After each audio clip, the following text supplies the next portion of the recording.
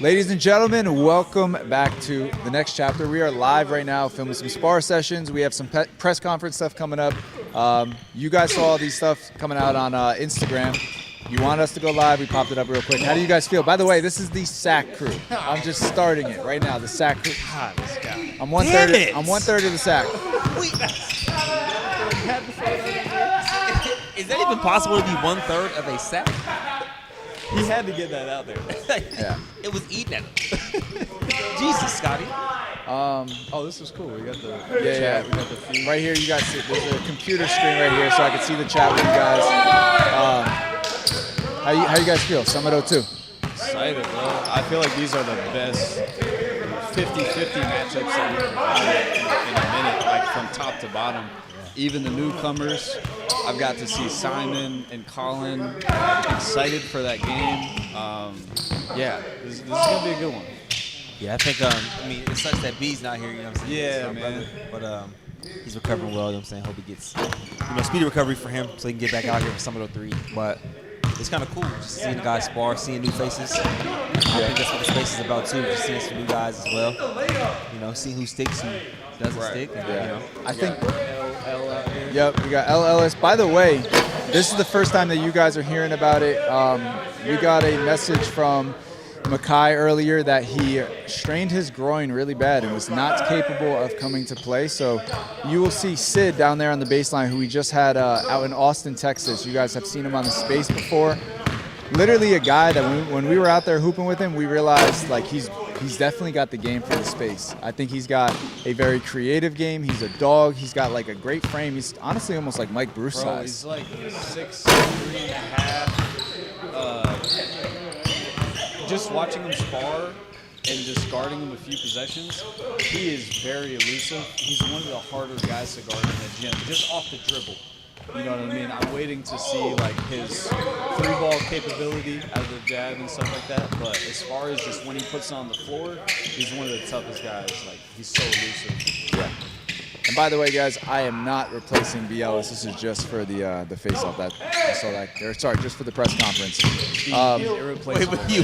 Wait, you really had to announce that, though? Yeah, but no, they're thinking that they're gonna hear me throughout the broadcast, and I just wanted to make sure that they, you know. Would that be an issue? Yeah, I don't think I would do a good job. I respect what you guys do. You do a good job. I'm a bit of an over-talker. In a broadcast, maybe not. It's different. You know, in different settings. Yep. I did want to mention that these sparring sessions, they're so necessary for new guys like Simon, guys like Colin, guys like Sid, even though, you know, Sid's been on the space. I think he's played like 2 or 3 games. But, oh my God, Lay. Tweak it out. That was crazy. But I don't even know what to say after that. But, like, just this is the second sparring session, and I've already seen improvements from Colin and Simon. A lot of the new guys, I feel like they don't realize how much guys get jammed in here and you get stuck, and they're trying to learn how to play out of that now. Yeah. It's been good having conversations with the new guys like Colin, like L. I haven't got to talk to Simon yet, but just like, yeah, just talking to them, hearing their perspectives and what is new, like, about the one-on-one scene, because they've been watching, but, you know, even they were like, yeah, this is a different level of physicality. Yeah, it's just been good to talk to the new guys. I'm excited about that Colin and Simon matchup. Oh, here goes L. Yeah. Do you guys think the 1v1 space is like more of a physical aspect of the game because there's no ball screens? Like you don't have to think as much as like a screen coming or anything, any moving part. Oh my God, any moving parts on the defensive end. It's just you can kind of be more handsy because there's nothing else to worry about. But also, bro, like in fives, like L, for example, he averaged 19 at Louisville. But there's going to be some adjusting because at Louisville, I'm sure they didn't just ask him to go flat and ISO and score on one individual. It's probably like a lot of closeout situations. Like what I was telling Colin was like in ones, you don't have an advantage. Like in fives, your teammates can create advantages for you. Pin So down like, screens. yeah. Or like you get kicked out to a closeout and the guy's hard closing out on you, and now you have a lane to drive. Right. So it's just that's the main difference to me about ones. It's like here's the ball, or at an even playing field, go score. Do you think it's a bit of an adjustment to like stepping into this and knowing how physical it is, like, did you ever just have a mental block of like not wanting to play that way? Like, you know, just like from the physicality's perspective, like to be the best in this space, you kind of got to start hacking a little You're bit. asking ice, first of all. Like, I can't, like, it takes 10 possessions for my hips to get going in sparring to be able to, like, so yeah, I don't want to, like, barrel into someone. It doesn't feel good. Yeah. Yo, Millie would know more on that because he knows I don't pack shoes on these trips. I purposely don't pack any shoes just because I don't want to have the urge like, oh, my shoes are here. Right. Put them on. You won today. Let's talk about it. Are you almost ready to make your debut? Because you did play in a King of the Court and you won. You know, I was gonna really lean into that, but I can't. I can't. Who is your group? Spar, though. Who is your group? My group was myself, Sid, Kel. Lay came in late and take him. But it was really me, Kel, and Sid. And Sid's different. They said you're not reading chat, Scotty. Oh, my bad. All right. I wanted to ask Nick, I just saw somebody comment that. Let's answer questions. Yeah, leave some questions in there. I want to talk. L looks night and day different right now from when he first came to spar. When he first came to spar, that's what I was talking about. He was getting stuck a lot of times. But he's been playing very well right now. Yeah, he's a hooper, man. I think he'll eventually figure it out. Yeah, this is the second session of the day. Like, these guys are getting a lot of reps in. What are our thoughts on Simon so far?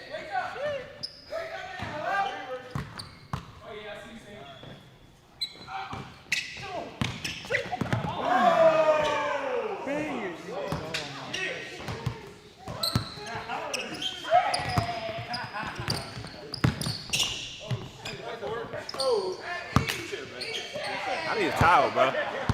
I can't even get a buck, nigga.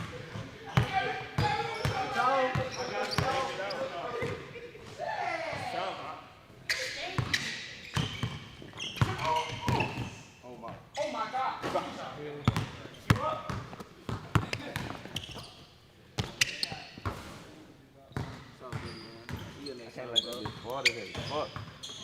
God damn.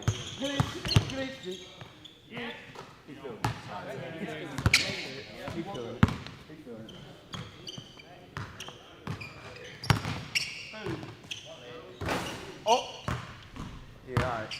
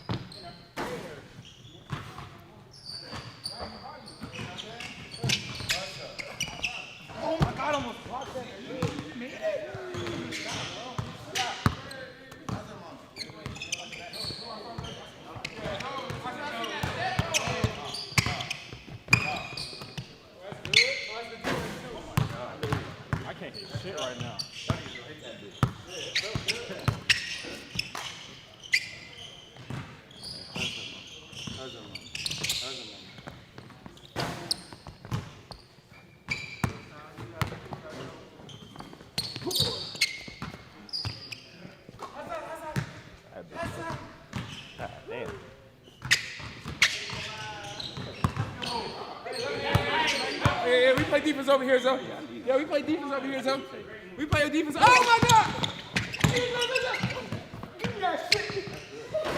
Oh. Yo, you be out of there, bro. That nigga's so fucking fast, bro. Yo. That's why I stay away from the small bar class. Them niggas too fast.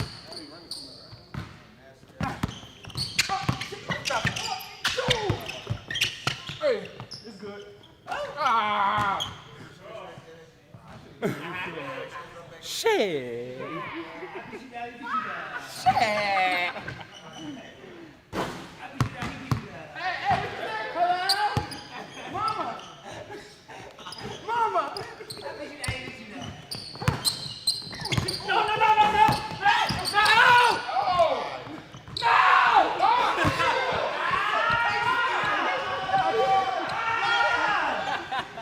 Yeah, come on. He boxed me on that third dribble.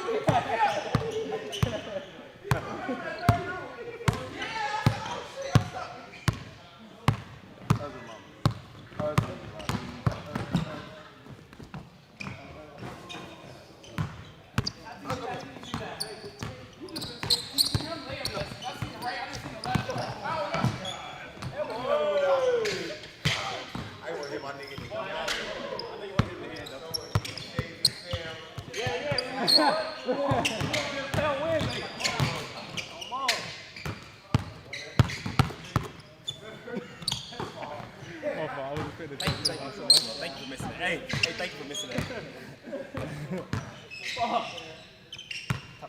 What you want?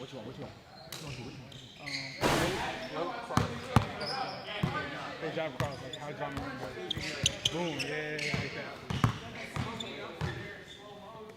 On their shoulder, like these guys keep getting callbacks, but I'm not getting a callback at this exact moment. So I think that they would really come compete, and some rivalries would come from this. And a lot. I was gonna ask, like, would it be a winner or a loser? Nah, it's just Showcase. 40 guys in the gym just training and sparring, yeah.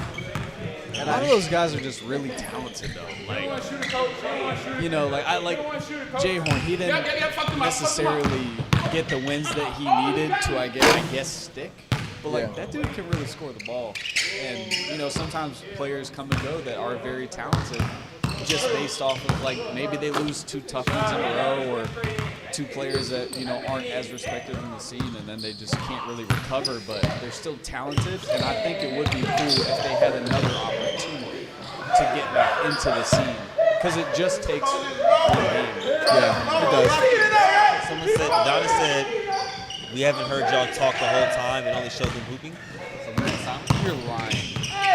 No. Nah, that can't be cap. That's why that can be real. Donna said that, so I know that's a reliable source. No, We're talking. I hear it. Oh, when it switched to them hooping right here, yes. Oh. Okay. Thank you, Adonis. Okay, it was only a moment, Murph said. He said, don't scare. Murph said, don't scare the sack crew. Okay, so it's just a moment. So. Yeah. This isn't a thing. Sacramento, California is only sack crew. You know what I'm saying? Sacramento, California only sack. You know? All right. You got like a, maybe it's a whack. The whack crew, you're gonna use my last name? Weaver. The whack crew. I like that. You guys, I'm gonna make No, it. that's even worse. Never mind. Let's not. B. Ellis in the chat. B. I wish. Can we get B like Yeah, can we have like on a? stream yard? Yeah. Like a Zoom call? Can we drag a video? There's no way Ben just. I'm sorry. Bro, there's no way that Ben just called me right now. There's no way Ben just called me right now. He's production. That wasn't crazy. I stood with you. That wasn't crazy. Oh, way. You good, Sal? Are you cool? Yeah. I mean, man, we got. I was having a full Yes. conversation, and he goes, "Isn't it crazy that someone just called me?" I asked you a full question. You want to join the crew? You have to like kind of accommodate us. Got locked in. You're in the middle of the sack right now.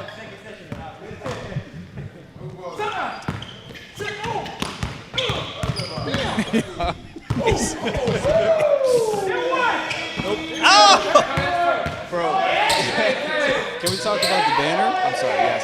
Oh, yes, guys. Look at the banner. Is that what you want? No way. All right.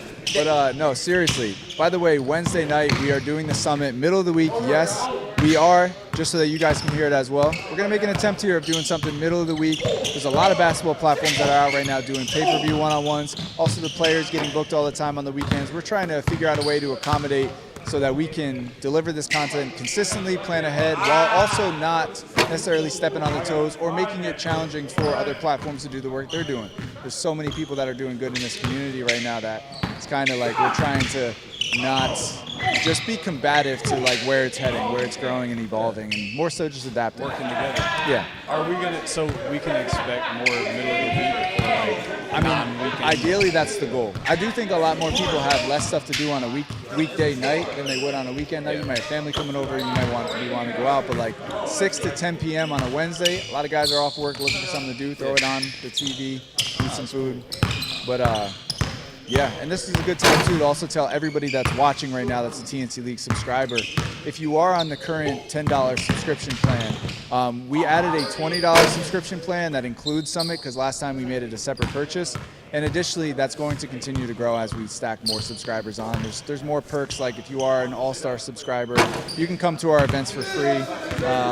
You're getting extra 10% off of all merch for a total of 20% off. But as we continue to go, there's going to be more and more. So just bear with us as, again, we just keep trying to evolve with everything that's going on. Chat questions. I'm gonna pull up here too. Adonis is on my ass. Face-offs will be tomorrow night, probably 6 or 7 p.m. You guys will see an announcement for that. I want to talk about Kel because he's been on a workout regimen. Yeah. Definitely gained some weight in a good way, like strength-wise. Unless you feel, does anybody here feel like that might work against him? I think it's a different type of game. I think 1v1 basketball somewhat favors people that can put some muscle on and still be able to move. Like, he's still able to move well at that weight. Like, it doesn't slow him down at all. He's night and day from his debut comeback game against Pat in Cincinnati. Was that a year ago already? Yeah. Yeah. Yep. Wait, that was sweet. No. It was like early 2025. Yeah. No, it was after TNCO 1. Before TNCO 2. It was before TNCO2, and that season was filmed in middle or late March, so it must have been early March. Yeah, I think. I think. No way, Zoe just shot that. That was insane. That was. I think Kel. I mean, he's a junior now. He can play any division. Yeah. He can play any division now. I mean, he's told me he's trying to go for like that heavyweight. He's got a few guys that he wants to play that's in that category. Shout And out Burke in the chat. I bet you another 6 months, if he continues the plan that he's on, he's going to be ready to, like, if he's not ready to bump with those guys right now, I think the strength will go up. My fault, brother. Have Saint and Kel played? They have not. I would like that. Yeah, that was actually a matchup that we were considering, like, if outside of like a Latin Kel, like who's a good matchup at this exact moment, and Saint was one that came up. They're asking for predictions for the whole summit. Man, already? It's early. I like to make my predictions like day before. Yeah. So I can sleep on it, like, you know. But what do you guys think about the? Not to like, we can get back to that, but what do you guys think about the small guard division and where it goes after they all play each other? Like, at what point? You know what I mean? Because what else needs to happen? Like, say Malik wins this or Zoe wins this, they're number one small guard. Yeah. And then after that, do they just keep recycling? I think the number one kind of like bumps up as like that tweener that then plays in that Kel, that lat, and then the rest of the guys kind of but just. Malik already played a Kel, though. Yeah. Right, true. He played Kel in Dallas, so it's like you've seen it. If you do conquer a division, like I do think it would be cool for them to jump up a division and try to like win games and climb the ladder of that next division too. I think that would be cool. The small guard division is definitely. We were just talking about how it's like it's got a lot of gray area of who is a small guard and who's not a small guard. Because technically, like we consider Boog a small guard, but would you say he's about the same height as Lat? Book can play. Book's too. Yeah. He could play the Kel match. I mean, he could play the Kel like that. Is that Saint type a of class. small guard? I don't think so. Oh my gosh, Lay's getting close. No, but I would say Saint's a small guard. Like a lot of these guys are small guards in like, the term of basketball, 5v5. 1v1, like I think it's a little different. I think so too. Because people say Kyrie and Steph and Brunson are small guards. Those guys are like 6'2", 6'3". So like that's really not that small. But in the scheme of playing against 6'7", 6'8", 7'5". Yeah. They're smaller guards. Yeah, somebody had said if Saint wins this, he should get the loser of Zoe and Malik, and if he wins that, he should get the winner of that one. If they're gonna sit one out and like kind of hold their title, do you think that is Saint right in that class? Not class, because we just talked about him maybe not being a small guard, but Malik and Saint. I think Saint can absolutely play a zone Malik. I think there's not that much of an advantage for Saint, in my personal opinion. Especially because Leak is 185. He's a bulldog. Right. And then Zoe was a speedster. Yep. And then Boog is kind of just like Boog. Yeah. I mean, Boog's trying to play G5. G5's like 6'2". Yep. Right? So, I really I want the community to look at Sid. Like some of you this might be the first time that you're seeing him, but that's where I feel like training camp stuff would work out really well for some of these guys, because if a player like Sid being around and getting a bunch of different looks at different matchups, I think he's going to evolve and improve very quickly. He's already been playing really well. You gotta start reading chat, Scott. You gotta be better. You gotta be better. You're a moderator. Someone said who needs this win more. Adonis said who needs this win more. Tay or Bobby? 100% Tay. Yeah, I agree. And it's like not even close for me, because you go 0-4, then what? You got a chance of going 0-5. It just only gets worse from there, and that's a lot of pressure. And I mean, he's always going to get such a good matchup, even if he's 0-4, 0-5, 0-6. He's never just going to throw him against somebody that he's supposed to go out there and win easily. I actually think I don't disagree, but I also think Tay's not feeling the pressure like he has been. Just being around him in the other pay-per-views, I feel like he almost feels like he's like, I've already been disrespected. Like I'm already at the low. Like I think that's how he's feeling. So I think he's ready, like mentally coming into this matchup.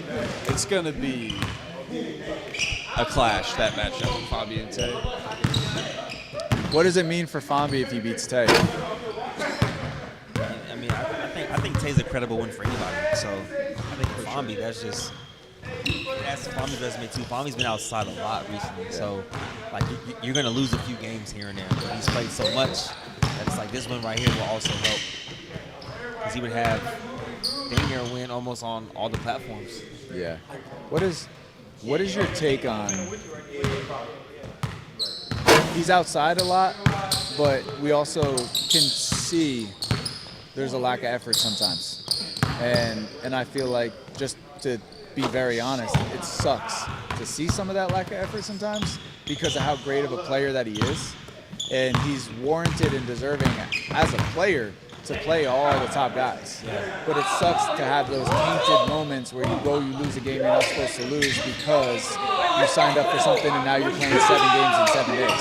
Yeah, I think it's tough, man. I think, like I said, entrepreneurs, right? I think money opportunities don't come as often as you think a lot of the time. So like, you say opportunities to make a lot of money in a month, like you might be like, dang, I can do that. But then your body, it'll catch up to you naturally. Just the style of play they play, fly. It's a lot of travel. So Yeah, it's like, the travel is tough too. It's tough. But do you think the physical side of it is harder, or the mental side of staying locked in? Because it's hard to, like, some of the best players in our space, they're so mentally strong. Like, do you think it's more mental of like, I have to lock in for these games that maybe not as many people are seeing, or is it like a physical thing? I think it's mentally harder because, like, date back to college. Like for me personally, I would always say, like, okay, I'm sore here and there, but like when the game starts, I don't really feel that soreness. Now it's just a mental thing. Am I mentally there?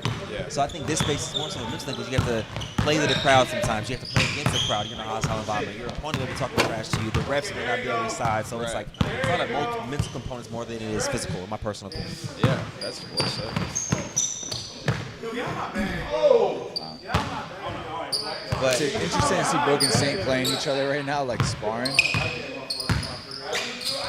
Same thing. Colin's moving. He's definitely quick. Simon's quick. With the Saint and Boog. they said our mics are a little low, by the way. Okay. Would you be going as hard when you go up against your opponent, or are you being a little casual with it? I mean, why not? I wouldn't want you to feel you can get one up on me at all. Right. Like when we were in TCO2 in Miami, or was that Orlando or Miami? I forget. That was Miami. I remember me and Lat were just playing, and then Cam comes over and is like, yo, let me hop in. And I was like, y'all can just go ahead and play. Yeah. But, like, they were really going at it. Yeah. And they played, like, the 2 days after. So, I mean, I think it's more so like an edge. I remember that because I was, like, torn myself. I was like, do I stop this? Yeah. I think, like, it's weird. I was literally just thinking about that before you asked that. But I think that I would want my opponent to be a little bit shell-shocked in the moment. I don't want to show you my full. True. Like maybe I don't bump as hard, or maybe I don't like drive as fast as I can in sparring. Just but what if you I could want you finesse to him, feel. though? Like, what if you just play bad on purpose? Like, you just That's shoot what I'm thinking. just on some, like, That's what I'm thinking. like, would you just shoot a lot, 100 jab threes? All right. No dribble. Yeah. Just don't. Just let Only them go one way the whole time. Yeah. Right. That's fair. But it is interesting seeing these guys match up certain possessions in a spar. But They're getting used to their speed and everything. But what I like, though, still, like, when you talk to them after, I'll be like, yo, what'd you think? I mean, you got to play against them. They always make a comment like, oh, I got them figured out. Like, so it does kind of build this, like, Oh, my Boogie. gosh, Boogie. We switched with the left for no reason. switch the hand. Switch the head. Switch the hand. I like that better. Yeah, that's more PC. But I also do think it's harder to figure Switch someone hand. out in the king of the court. Yeah. Yeah. It's hard because you're every 5 or 6 possessions you'll see that person maybe 10, 12 possessions. I like this matchup. Yeah, bro. Yeah, the Coliseum would be Saint. great. Damn. Oh, man. Wow, backboard. Book, say that in the mic. Book. Kel's pretty equivalent to be a heavyweight champion, I believe. I'm not gonna lie. He's a heavyweight, low key. He's the heavyweight champ. Yeah, Book said Kel has now transformed. I mean, he's not far like size wise. This good? All right. Hey, guys, this is just a test real quick. We sound good? Chad, let me know. Is it a little bit better?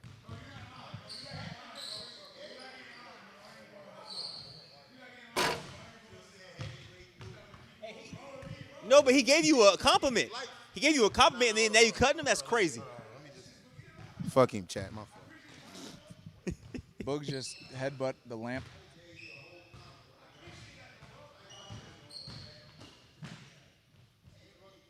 The very first spar session, by the way, is on tncleague.com right now. If you're a subscriber, you can watch that. It was just one group, so this was also like very, from a production side, it's very chaotic to film 2 games going on at one time. That's why you're going to see some of these angles. It's also hard to talk about what's going on.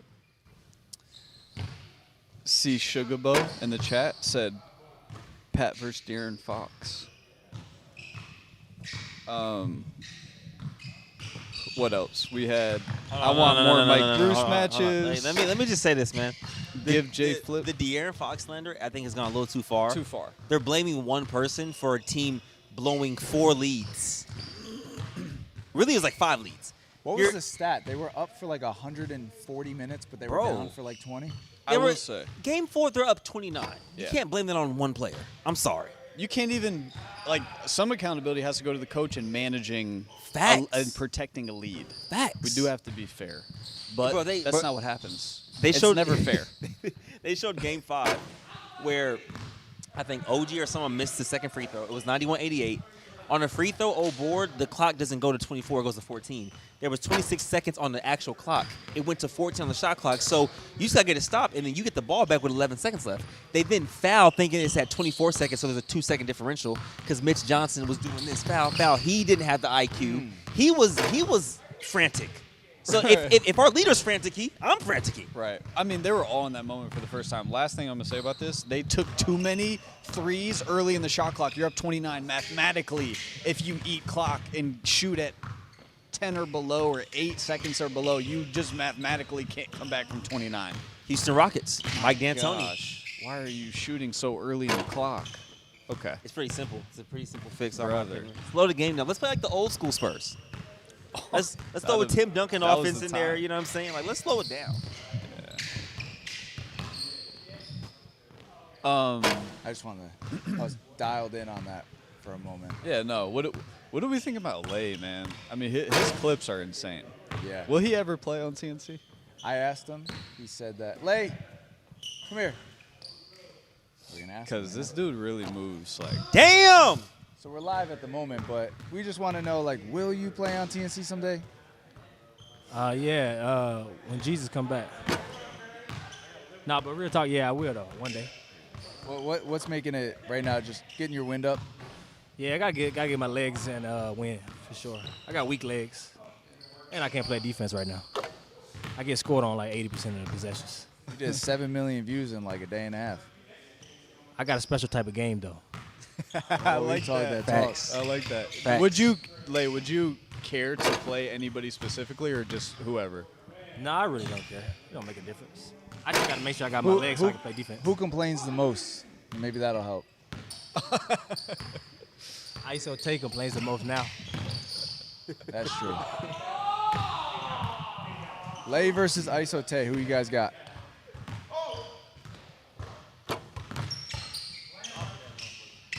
By the way, I saw like a little spurt where Simon had scored like, I think he had 2 in a row. Then he just missed a shot. Simon. But he was just moving way better. Like, stop doing that drive under the basket and kind of get stuck a little That's bit. what this is so good we do these. Like this is the second session today. So they were able to process earlier, have some conversations. And I was telling like the new guys, like, please talk to people and like get opinions to help process the information and make adjustments. Because this is just so good for them to be a better player for the big moment. Yeah. Because if not, he'd go into that game in what we saw in the first sparring session. You know, just kind of trying to figure it out. Yeah, bro, that's 2 in a row right there. Yeah. I mean, first shot was, I mean, they were both tough. First shot maybe had a little bit of some luck to it because it was a little like very contested floater. Sniper. Another look. Simon with Zoe right now. So who is your ideal matchup in your heyday? In my heyday? Yeah. Oh, gosh. So, like, we're talking about what year? 2018, 19? Yeah, 2018. Oh, man, ideal matchup? So, man, oh, gosh. Oh, People aren't going to take me serious when I say this. I like playing bigger guys. Yeah. Friga.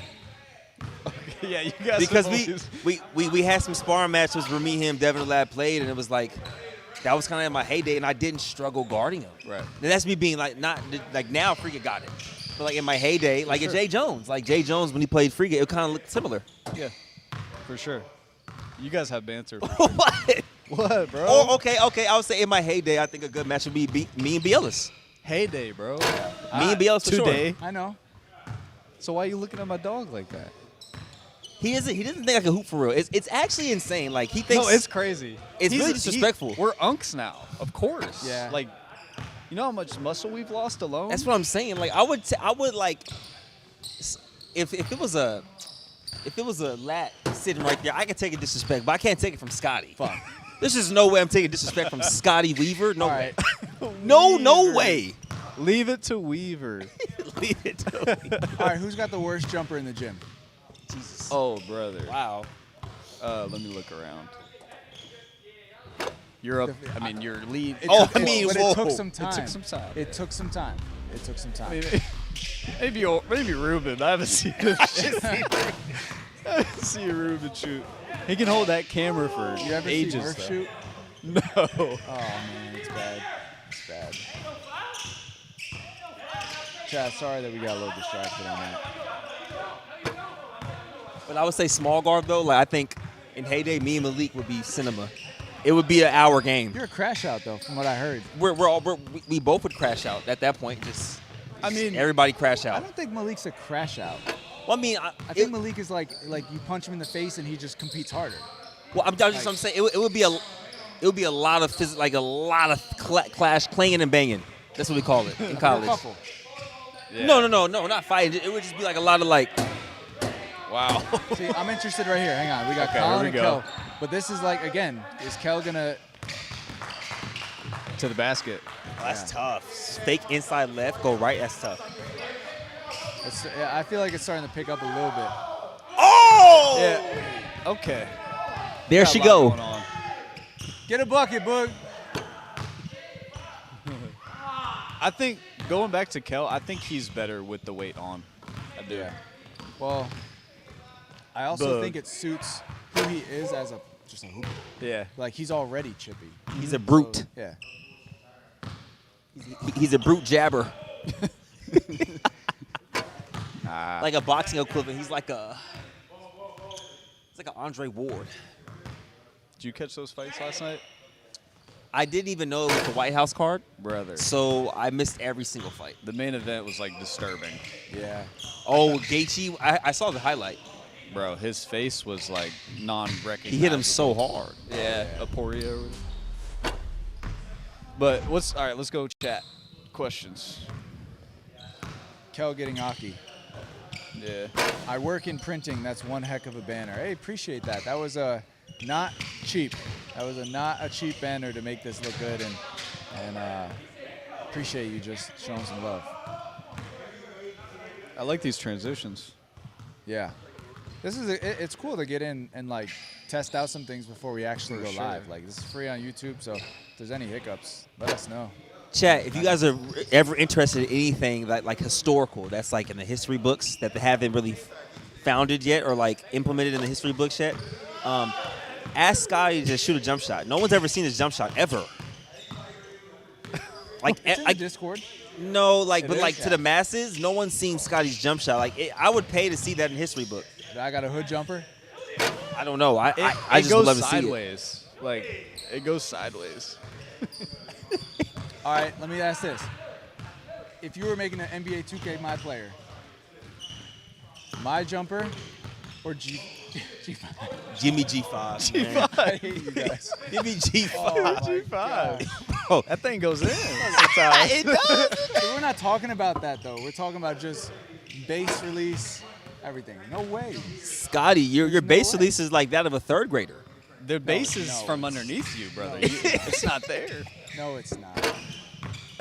Absolutely incredible. Oh, Zoe. Let's not forget the missed free throw we were a missed free throw away from seeing a trilogy. Oh my gosh. Yeah. Would that have warranted trilogy next one? Like, Yes. What would Malik have done? Malik could play Saint. Oh. Yeah.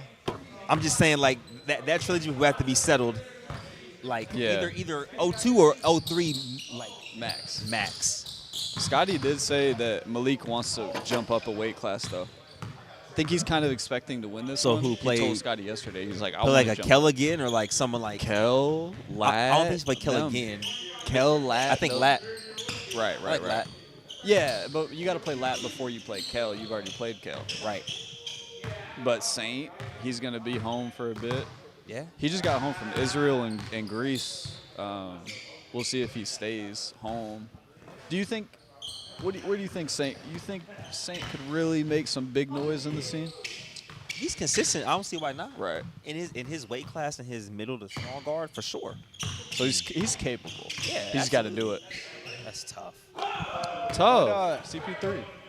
What do you guys think what do you think the community's perception of what the summit means is? Because that's sometimes it's like a little bit. I'll just start to preface the question is like, they look at the cards and they expect main event down the entire thing. But you guys, like, do you think that the general community thinks that, or do you think for the most part they know? That they think that it's all main events. The expectation of like putting together a card every single night. I think the expectation is the main event is going to be your main event. I think you're like, even in wrestling and boxing, like you might have a co-main event, but like I think unless it's a UFC 250 where everything could be a main event worthy, it's I think you should have one main event, and a lot of undercards that can steal the show. Yeah.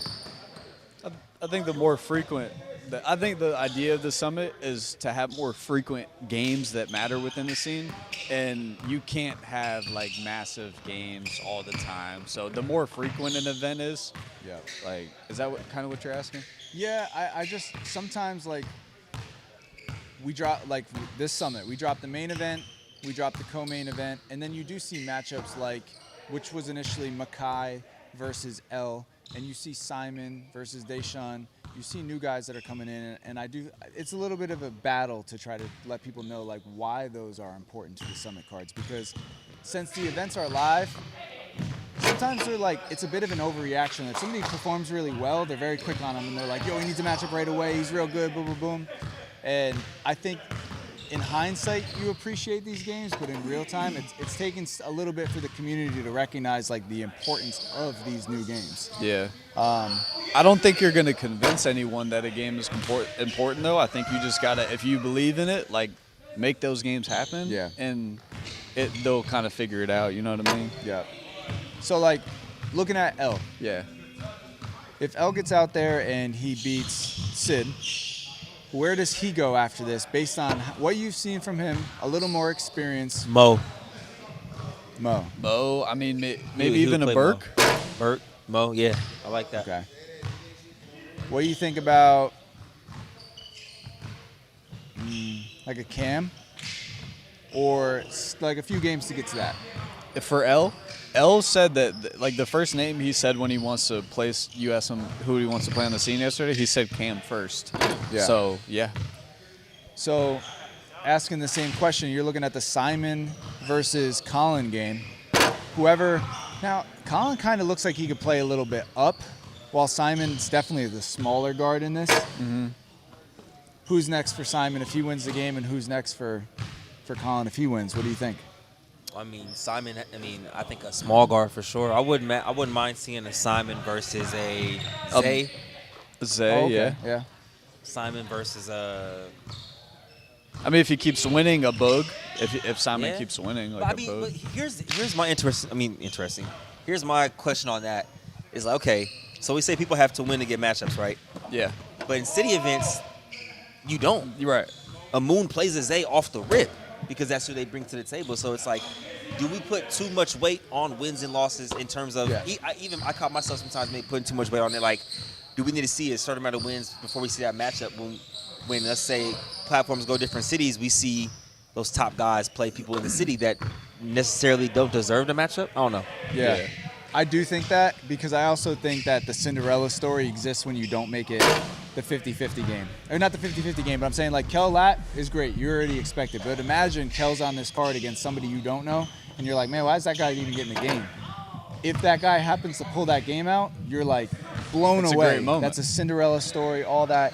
And I like those. I think one or two of those should exist on every card. That's fair. I mean, you get a 1 seed versus 16 seed in the NCAA tournament. That's what creates those moments. Yeah. 2 versus 15. Like, Yeah. I do love the underdog. For the most part, obviously the matchups need to make sense. Yeah. Especially at the top of the card. Is our audio on? Can you check, make sure? Because I think when it goes to the full screen, it might be cut off. Chat, you guys let us know if you guys hear the audio still. Yeah, I hear it.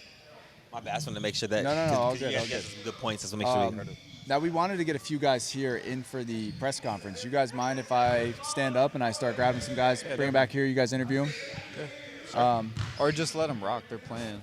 Well, I see like Tay sitting down right now. Yeah, bring them over. Okay. I'm going to go grab Tay, and you guys chat it up. Cool? Yeah. All right, I'll be right back. Bet.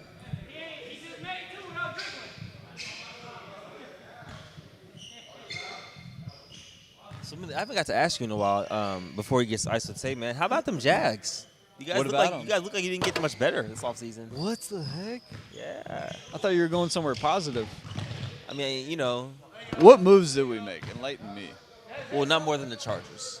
What moves did you guys make? You guys are so underwhelming. It's not even funny at this point. I mean, I rather You watch re-signed the Khalil Mack. Panthers than the Chargers at this point. Okay, you're not Brother, You don't believe that. Their I form run into the heart of the defense. No, for sure. That's a fact. Our offense is nasty.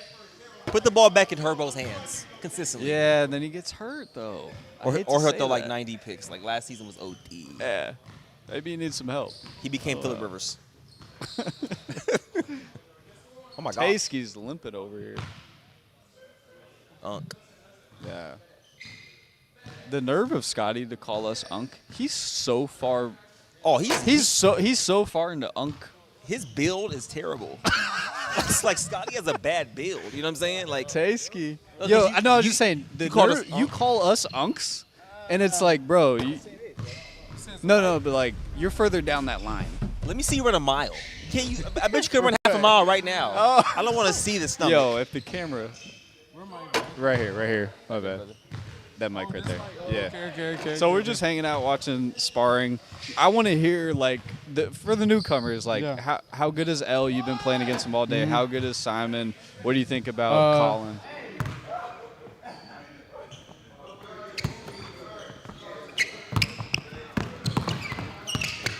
Should I cut and re-roll just for like a second?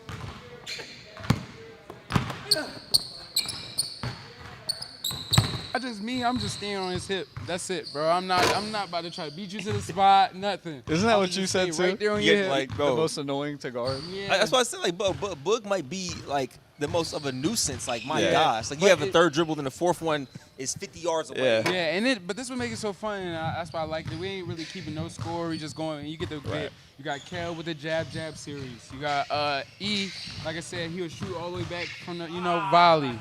You got Simon that's going to give you a 2 crossover, fill you, then Yeah. try to bump you, get to the lane. So it's just so many different play styles, and it's just like I said, it's fun. You know what I mean? Look at him. Look.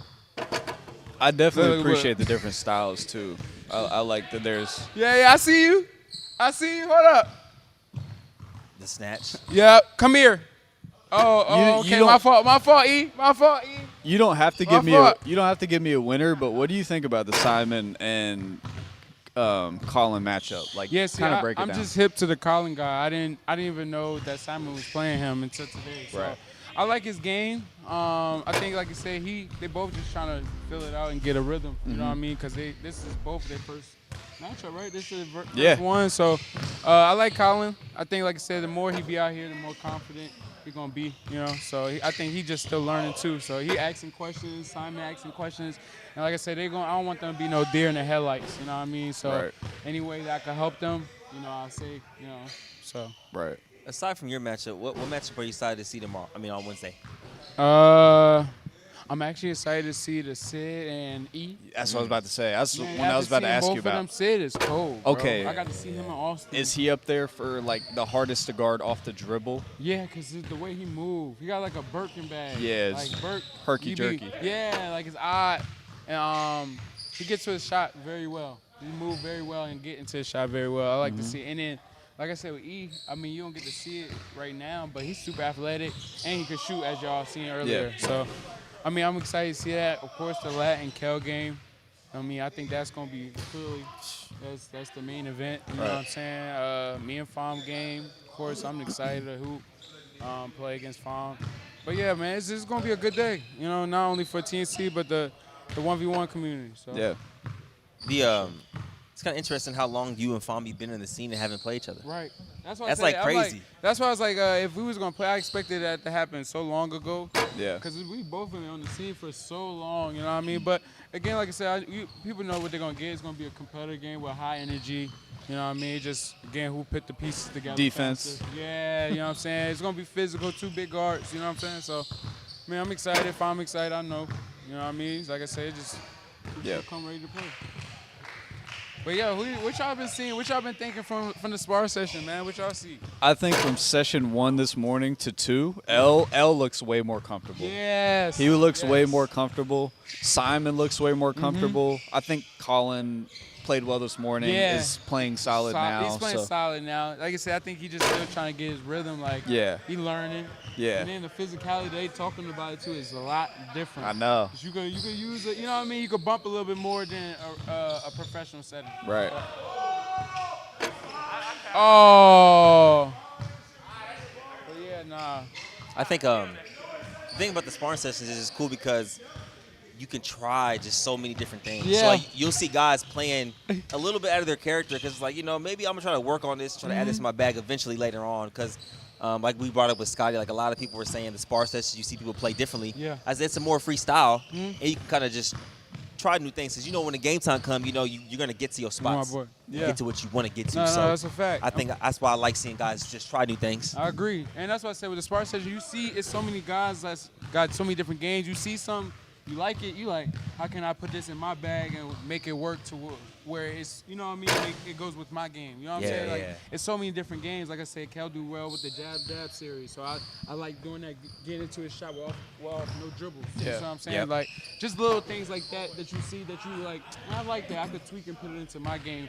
But that's what the spar session is for. You know what I'm saying? You can work on things, work on the things you already been working on. You see something new, work on it, etc. That's what we're here for, Been here, this is the second spar session today, you know what I'm saying? So that's what makes us who we are, the creativity. Yeah. You've played for a few years in the space now. You played a ton of people. Where do you think Fambi ranks amongst like toughest games you've played? He probably up there one of like top 3, top 4. Yeah. I mean, I didn't play so many guys, you know what I'm saying? I feel like a majority of the games I play is always good matchups. I don't really get too many slouch games, you know what I'm saying? So, but again, that's respect to Farm as well as me, so. Yeah. What about Saint, man? He's been looking good today. Yeah. See, y'all didn't get to see. Sal didn't get to see him earlier today. No, I didn't. He was I going heard. Federal earlier. That's why I've been joking with him right now. He over there, he's like, man, I should have just sat this one out.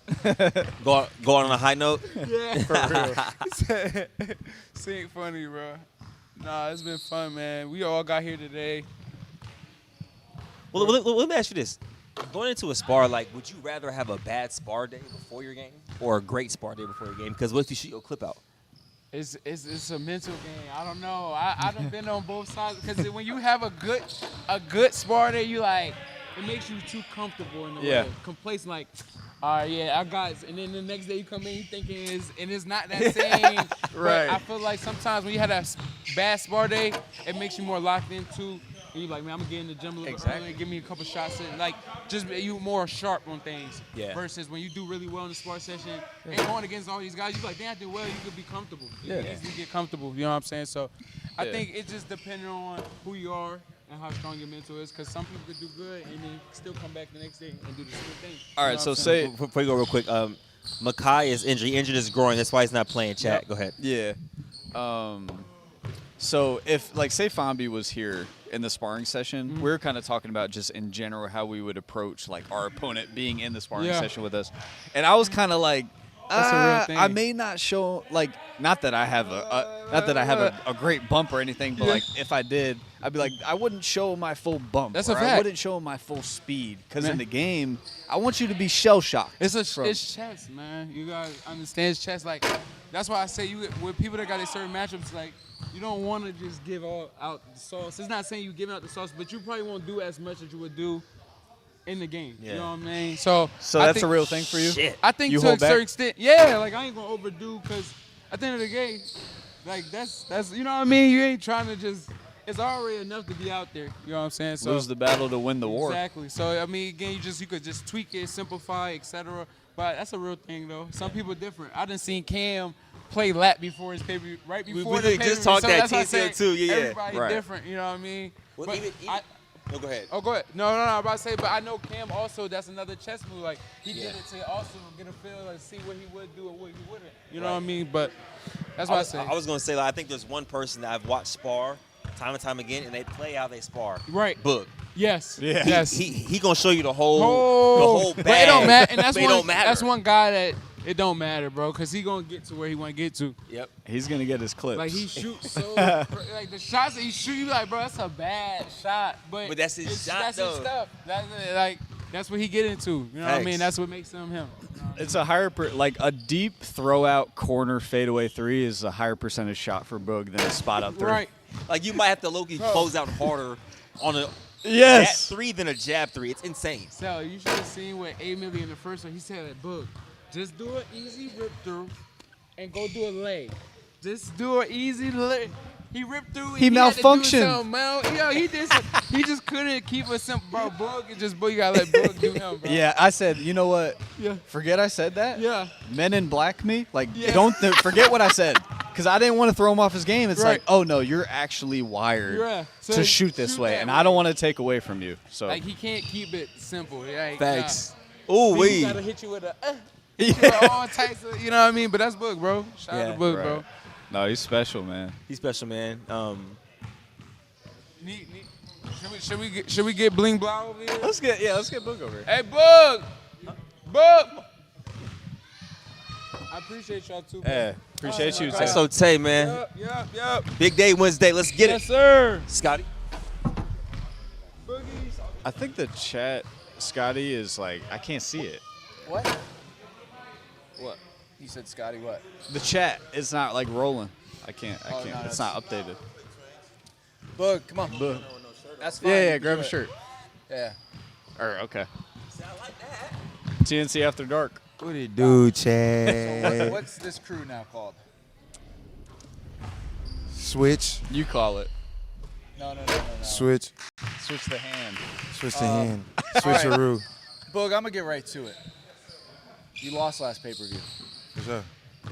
This means a lot because you Yes. took an L and you're back on the next one. Yes. Not a lot of people get that same treatment, but you've earned it from the way that you've played and the way that you've entertained. Respect. Do you feel like you really, really, really need this one in the sense of like to earn that going back to Zoe, going back to Malik, you think that going through Sate is what the community needs to see first? Yes. Every game from here for me is very important to my career here. I really feel like I shouldn't lose certain games, but stuff happens, you know what I'm saying? So I'm back to correct my mistakes. Do you feel any pressure? No pressure at all, bro. I feel good as hell. You just feel like Saint's light. Nah, no disrespect to Saint. You know what I'm saying? He a great player. You know what I'm saying? So I'm about to just get to it and worry about what I got to do Yeah. I like that. and guard. What do you see though, just out of Saints game right now? Like, what do you think the overall like scout is on him of what he likes to get to? Don't let him get off as far as like his hot, like you know what I mean, like what his hot zones. Don't let him mirror his image to his shots. Like he's pretty similar to me, with just like shooting off creativity. He's not just a straight shooter. Like you can't just say he's just gonna shoot something a normal shot. You know, so you gotta respect everything he really doing.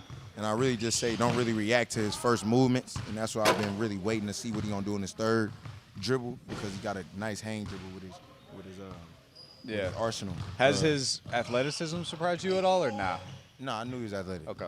So. Do you think that that's going to be anything that's like somewhat difficult to? Nah, because I'm very athletic. Right, you definitely are, but like, So who got more bounce? We got to see that a little bit today. I don't know who got more bounce. I feel like he got more bounce because he be doing the tween legs and shit. I don't be doing all that.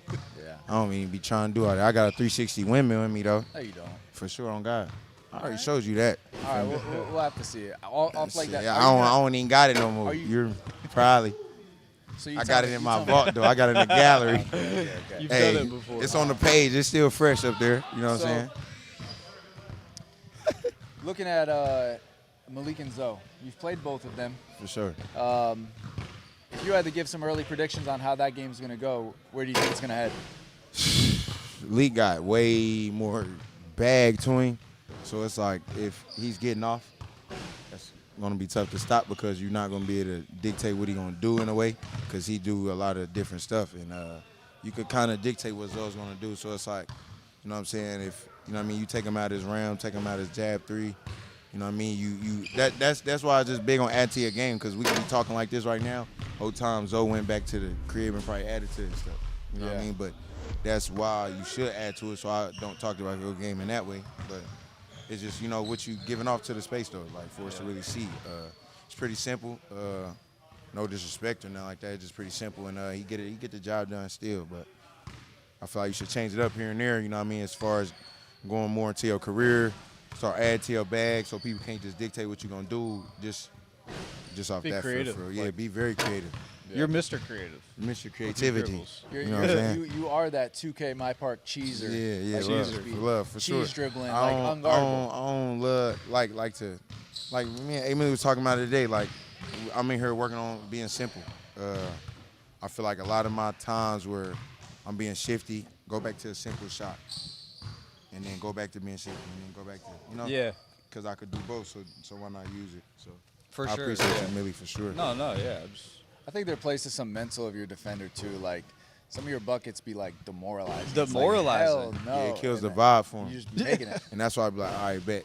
I'm going to do it again and again. Did you do? I know you scored 2,000 in college. Is sure. that how you scored? And like, how did you get to the point with Yeah. your college coach to where you could run out and shoot a fadeaway Yes. three?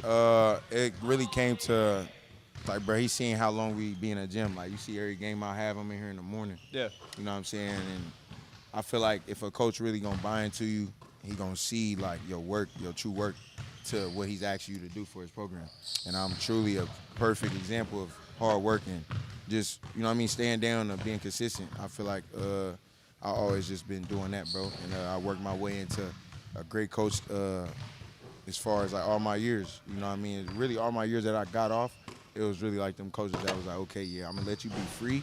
But if you get to doing too much or something like that, of course I'm going to coach you up. You know what I mean? And be ready for that. But that really was the main thing for my game was just a coach let me be free. You built And the then trust with him. I built the trust, and he seen how many reps I was doing.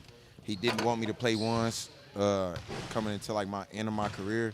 Like I played ones so much, it's just like you play ones and you get hurt, I'm gonna whoop your ass. Like that's what he was on. Yeah. I was playing ones so much, bro. So Bro, I feel like Kel right now, like this is like a vet versus like the most extreme Yes. rookie you can kind of and get. he's out here acting like he's- it, bro. He's putting belt to ass right now. Oh shit. Who is? Kel. And just the way, even like when we check up with me, like you could tell it's like a veteran like checkup. Like he not trying to give you the ball and let you be free. He trying to dictate shit. Like he just trying to get over. He's you know what I mean? strategic. Like for sure, bro. It's I mean, funny, it's though. also it's probably a lot for them too because you guys have been sparring for 2 hours. Man, come on, Bro. Like And we just Kel came you back. And you guys played this understand morning. it. Just came back. You guys understand it, but this is and like, what is it like? You feel like until you get off, then like once you start scoring, now it's time to get out. Yeah, You I can't mean, I just feel like step out. I feel like my game alone Well, is gonna bring that. It's also different here because when he hits the sauna and he turns on 140, he's ready Yeah, to like overly. shoot those shots. You know that, really. That me ask activate you- your let me ask senses right there. The Let me sauna's ask a you, game 'cause changer. This might really help. What if you go 150? It does go to I might 150. sweat the hair out, brother. You know what I'm saying? I can't do all that. But Too I gotta harsh. just stay, you know what I mean? Switch the temp. Yeah, switch the temp. What do you think about playing against these new smaller guards, Simon and Colin? What do you think? I've been watching Simon a lot, bro. He was Like him? great. Yeah, he was a great addition because he's been on the scene as far as just the internet of basketball. Right. You know, so it's just crazy to see, you know what I mean, that they here in front of you, you know what I mean? And really when you're growing up, them the people that's been getting the most, you know what I mean, love and growing up, you know what I mean, as far on the scene of basketball, EYBL, you know what I mean, D1, you know what I mean, career. So it's just crazy to see him in this space, you know what I mean, and trying to evolve and still figure it out, you know. Everybody's story different in life. I don't know him, and he's a great Colin. addition as well. He's showing that he's capable. I mean, he's not out here acting shy at all. Right. You feel me? So look at his pace right now, like he's trying to figure it out. Like yeah. I'm just rocking with him. Like they're not out here timid, bro. Right. And that's the main thing. It's Yeah. like, are you gonna be out here and kick the door down, or you might not get a call back if you're out here being cool, bro? Because there's really no room for that. Oh my gosh. Look at you. Oh Look my at you. God, Murph, Chad. slow that down right now. Hang on, give me a little slow-mo. Hold on, Chad. You see that? All right, Murph, speed it up, speed it up. Come fly with me. Slow down right here. There you go. Come fly with me. I feel like Scotty, y'all. I feel like my boy Scotty. I feel like my boy Scotty. Yep. All right, let's get back to the game. Right on cue. But nah, like I just feel like The fact that you coming in and you not playing timid, bro, that's already like okay. Well, like, yeah, I got know- something for sure. to you, bro. Yeah, And I obviously, know. this is his first day out, but you know what I'm saying? Yeah. We made a comment on this the very first session that Simon came in and started playing. I felt like he wanted to show he can be physical, so he kept trying to just hit everybody with a bump. Euro. Second session coming back, a blend. Definitely. Like a second session, he pulled back on that and went a little more finesse, and I think that's helped him. But that's why, like, how much for you as a player do these sparring sessions, especially early on for you, really help you see what it's going to be like when the lights come on? It help you get comfortable. And if you really look at it as like, moment might feel too big, then you missing out on your moment to like what Millie was talking about, like work on my game, simplicity. Like really dial in. Like this is your time to work on everything you need to work on. So when you get to them bright light moments, you just tap dancing right through them, bro, and it's just feel like it's nothing. Because I think, like, I'm a firm believer in, like, your baseline really comes out in those bright moments. And, like, if you don't at least have a baseline for the simple stuff, like, you don't even have to use the simple stuff, but just, you know what I mean, work on it here. We're here to sparring. You get 100 possessions, like, you know, throws. See, look, this comment right here, top 3 best fumbler in basketball history. What are your thoughts on, you know, your last game of, like, missing a free throw? And That's what I'm saying. Like the fact that I only been in this 8 months, bro, everything's still new, and like the moments of these moments, like people ain't really got in 8 months. So it's like I'm still adjusting, bro. You know what I mean? I'm trying to take advantage of every opportunity I got. You know what I mean? But it's just like I won't miss that again in that moment. I know that much, but it's just like it's a part of the game, and it come with a charge to the game. How do you take balance though, accountability. like, because you entertain, like it's just in your DNA to get out there and turn up. So like, it's you know, they're gonna criticize you for the wins and the losses, but you're doing what 98% of the rest of the community's not doing, which is adding more fans into the space. That's the entertaining element that you have. So you got to get out there and win, otherwise you're going to be scrutinized. But you also are entertaining and not being appreciated for all the new fans you're adding. Like, no, that's love though, brother. You know, I just being me naturally, and I just always felt like being me, goofy, and just being me, showing like my real true capabilities on the court, creativity. Like it's just a perfect match. I don't know, it's just crazy. this scene was a perfect I match. just feel like this is the perfect, like the best thing that ever happened in my life. You know what I mean? Like it was just perfect, bro. Because I just been playing ones all my life, even though I was killing in college. I was trying to be a pro coming out. Yeah. I always play ones to better myself going towards fives, because if you can't guard me as a point guard, as far as you guard me, that mean I'm about to win with a team as well. You know what I mean? I'm going to get mine and my team about to get off. So that's really what I was trying to focus on, is beating the first defender with whatever I need to do, because it's always secondary we worried about. I was never worried about the first defender. That's really why I study one so much. What's like your long-term goal with basketball? I really just want to like be super wealthy off basketball. I really want to like pay the way so far with my name and what I do and just how I play. It just like give me abundance, bro. So build your brand, build your name as big as bro, possible. that's all I want to do, bro. I just really live, sleep, and eat basketball. You know what I mean? Like that's really like all I ever did, and I just always like was the type guy to just be consistent even when it wasn't working, and like just look at what happened now, bro. It's just kind of crazy to look back. It started at Frigga Fam on the park, hoop, did what I did, blew up that night. Then I ain't, you know what I mean? Went back to the drawing board. Now it's time to kill college. Now it's time, you know what I mean? Like I always was watching this, so it's just like I always looked at it like this was gonna come in life, maybe, you know, for me. But at the same time, I still ain't know like it was gonna happen for me. You know what I mean? So at the end of the day, like I really just felt like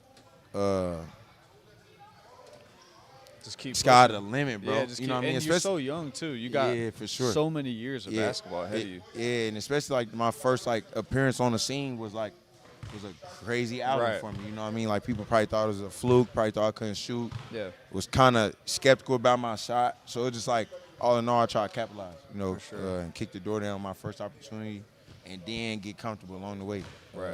But my main goal, all in all, in this is just feed my family, and that's everything. All in that, like build a legacy, and just build a legacy, bro, and just feed my family, man, off this, and look back and just be able to watch a ton of highlights with my kids. You know what I mean? When I get older, just like all that, bro. I just want to give back, you know what I mean, to my community, and and just show them how to be a role model for real in this space. Well, I think that's a good time to sign out with Boog. I'm gonna get Zoe up in here. I know the vibe, y'all. Appreciate you. I know it I'm is. excited Love. for the face-offs tomorrow. Yes, sir. You know, The fact that we did all this, it's gonna be a great build-up. Yeah. Cause now we actually people in the chat was like, damn, bro, like Bug playing Saint. Oh, bro, no. I ain't never scared of no bump. Like you gonna bump with whoever you gonna bump with, bro. Yeah. Like shit, you still gonna see him on that day, you know? Yeah. Right. But like I'm gonna get it in with whoever though. Bet. You know that. Appreciate you, Boog. We're Yes, gonna have sir. Zoe jump in. Oh yeah, Zoe.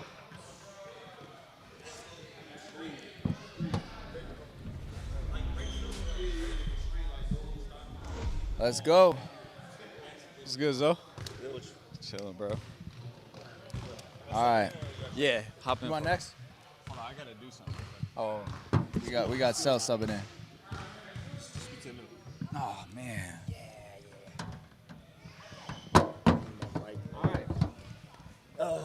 We ready? Murph, we good to go? We got Murph behind cooking up. Murph and Grayson cooking up the production back there. Zoe, What up, though? another summit, another opportunity. 5K on the line going up against Malik. Last summit you came in, you beat Boog. How you feel going into this one? Did you take some of the things that, Boog was talking about, the fact that you're able to go home and work on some things and showcase a little bit of a different bag when you come back. Have you been kind of looking to add to your game? Nah, 100%, bro. I'm always in the gym, bro. So it's like I try to add just different things that I see from other people. Shit, even just watching my old games and what I can just add to my game. So yeah, for sure, it's a different zone coming into this new Summit 02. I think it's interesting that no one really considers you like the top small guard when you haven't lost in the small guard division. I actually think about that sometimes. I'm like, he still hasn't lost. Like, so do you feel like you that like the guy in the division though? I mean, for sure, I feel like I'm the top small guard for sure. I haven't lost to nobody.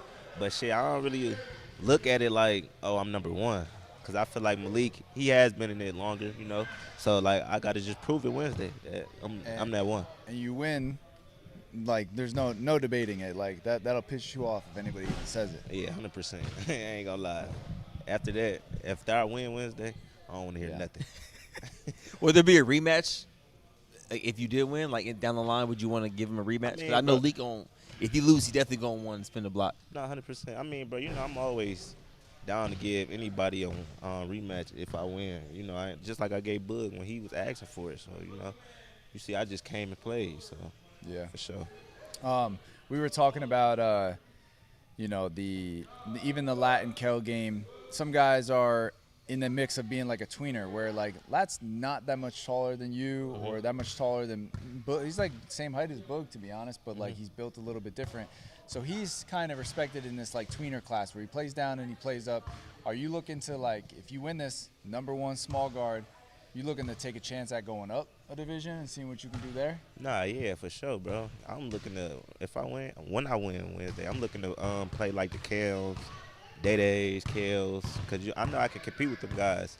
I played against Dre back, February, but it wasn't, I wasn't even supposed to play that game, so it'll be a different outcome. So, people look at that like, oh, Zoe can't play up just because that February game. But, bro, like I said, bro, I wasn't even supposed to even play that game. I didn't even know I was supposed to even play, bro. So, Yeah. Gotcha. I respect that. I think the optics right now are like a lot of eyes are on the small guard division. Come Wednesday, what do you want to show people that are tuning in that are new to the scene watching it? shit, like what you mean by that?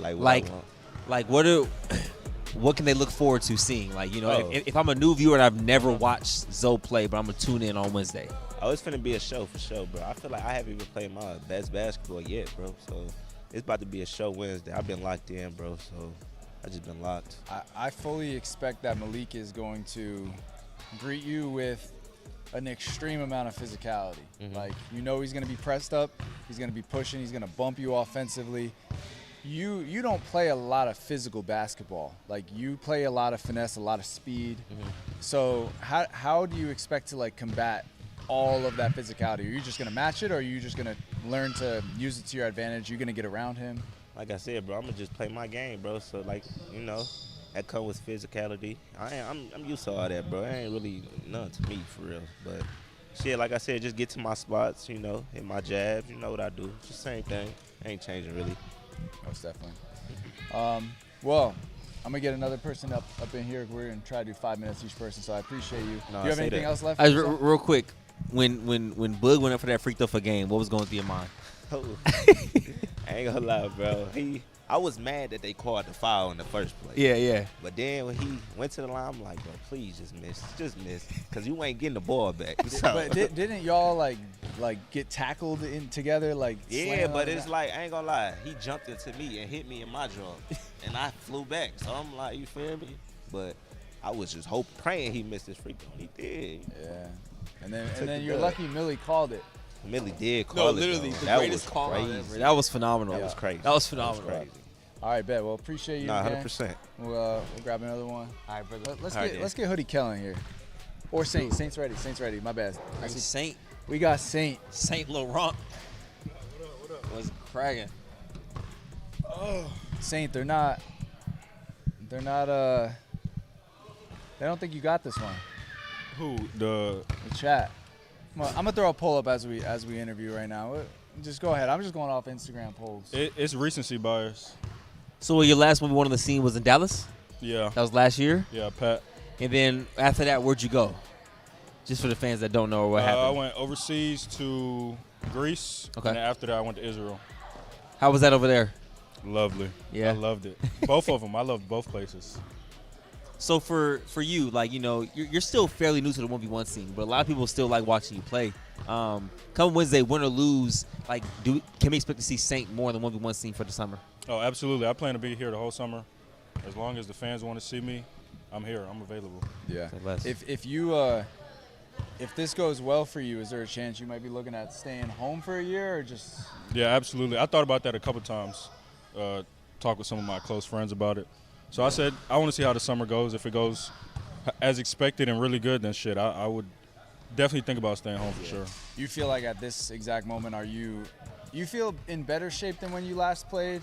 Or is it like tough coming off of a season getting home? Because I know a lot of guys do want to like relax for a little bit. Did you relax for a little? A couple days probably, because, you know, I went to NOLA got next. I did a 2-on-2 over there probably 4 days after I came home. So I feel like I'm in better shape, and obviously just knowing the game better, like timeouts and reads and remembering I got 4 dribbles. Because the first time I came, I always kept thinking I got 3. They got 3. Yeah. So I feel in better shape, and I feel more confident in my one-on-one game. We were also talking about how you guys already sparred a little bit. Yeah. So just going into that, did you see or realize anything about? You don't got to say what it was, but did your eyes open up about something you weren't able to see online that you think you can exploit? Not really. I mean, the only thing is like when I see him in person, I can just see the size difference. For a small guard, I'm bigger than all the small guards, so that's the only thing I can say. Is just being able to see the actual size difference is it. Yeah. So seeing Book play, like, have you seen a style like him in real time in the 1v1? I think me and Book got a lot of the same little tendencies, like step back, kind of tough shots, contested. But he's a little more creative off the dribble with his in mind. I'm kind of a little more straight to it, but it kind of reminds me a little of my game. Yeah. I think about to ask a question. No, that's my bad. I didn't want to double up on the question. Go ahead. So I'm saying, so in terms of you saying you being bigger than the smaller guards, right? Yeah. So it's like, I think people will automatically think you would use that size to your advantage in terms of being physical. But I think I from what I received is you're saying like you could just shoot over people. Absolutely. I could just shoot over. I can get to the rim, force my way to the rim. I think I just have all options open. Midi, rim, jump shot, just whatever I'm feeling, whatever feels good that day. Yeah, sure. Seems like I mean, of course you're confident going into it, but Yeah. seems like you really feel like there's nothing he can do defensively. Defensively, Offensively, no. You know he can score the Yeah. ball, but defensively, Defensively, no. I think I'll be able to get what I want, and it's just a matter of am I hitting them or am I not? Yeah. Being able to be in the gym and spar with a lot of these guys, who do you think today looks like the best in terms of like where they were at last, maybe when you sparred with them, played against them last time, or you know, just somebody that looks overly ready? I mean, I'd say Kel. You know, I came in a little late for the second spar session, but as soon as I came in, I seen him getting to work. hitting guys with certain moves. Maybe not always finishing, but the moves look really good, and it looked like he getting to exactly where he want to get to. Yeah, he put on some weight. Like Yeah, I can definitely tell he's stronger. Yeah, for and sure. I feel like he plays I and can feel shows you that. Like he Yeah. wants to hit you with those bumps. Absolutely. We actually talked about how we wanted to see you guys play at some point. Yeah, I actually Yeah. do want to see that game too. 'Cause I remember the first time we matched up in New Orleans, and we was going to I think the 15 or whatever. Yeah. Like that felt like some good bump, and it's like I thought I had him because I thought we was going to 13, but we was going to 14 or something. So I kept shooting jump shots, and then I see fans talking about some, oh, he can't play D, this and that. I'm like, this is my first time playing against him, seeing how he play. That jab is lethal. Man. That jab is lethal. So I definitely think me and Kel would be a great game. Well, when you're talking about the jab, like as a defender, what part of it's kind of just giving you challenges? Like, just kind of explain it. Like I would say just because sometimes he'll jab one way and then instantly go jabbing the other way and then jab right at. It's like he does 3 jabs in 2 seconds. So it's like you really thrown off by what he's finna do. He's jabbing, shot faking all at the same time. So it's kind of like you kind of got to pick your poison, and then at the same time you don't want to just stay too stagnant, because then boom, he's right by you.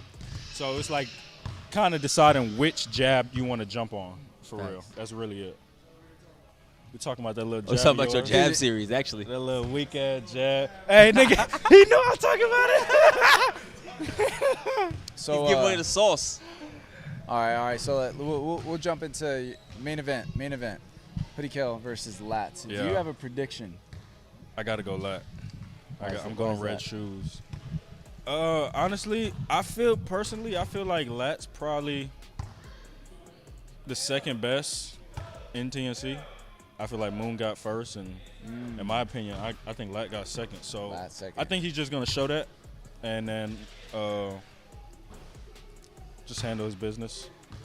Yeah, I think Lat got that one. I don't think it's an easy one, but I got Lat for sure. Bet. Yeah, I got nothing to say, man. Yeah. You already know Tay, right? Like you've known Tay before this. Yeah. Now I don't know how much you've been following the space and just kind of engaging with what the community's kind of saying. Tate is looking to get over a hump right now. He's played every single top player that's in this space. Unfortunately, he's 0-3 on pay-per-view events, and they've given him a lot of criticism because of that. Yeah. Now, personally, I don't feel like the C4 game was like that. That warrants a little bit of a reaction because of how insane it was. Right. But like a 1-point loss to Rob, like a 6 or 7 point loss with Zay. And Tay's one of the best guys that's here, and I personally think he looks very ready right now. But you've known Tay for quite some time. Do you feel like he looks the best right now? Yeah, I ain't gonna lie. Today, Tay was hooping. He hit guys with some tough shit. Been working on his 3-ball midi jump shot. Did he cross you? Oh, He got me one time. He crossed you out the frame, saying, "Oh my God." He did get me one time. I actually forgot Jeez. about that. He got me one time. That was nasty. He got me one time. There's no way that I'm Murph sure we can pull find that the clip where I got him today too. Okay, But he did get me though. But I think it's tough. You know, they only see it's like they only see the game. They don't see like sometimes, or now maybe more. They see sparring and all that. So, you know, some days it's just not your day, and those be the worst days for it not to be your day. But it's like that sometimes. But Yeah. I think Tay's fine with a bounce back. He's been showing what he can do, and he's gonna keep doing that. Well, there's the poll, 56-44. They got favored on Burr. We're gonna see the 17th. All right. Well, we're gonna have face-offs tomorrow, so I'm glad you guys got to play against each other a little bit, see where we're at.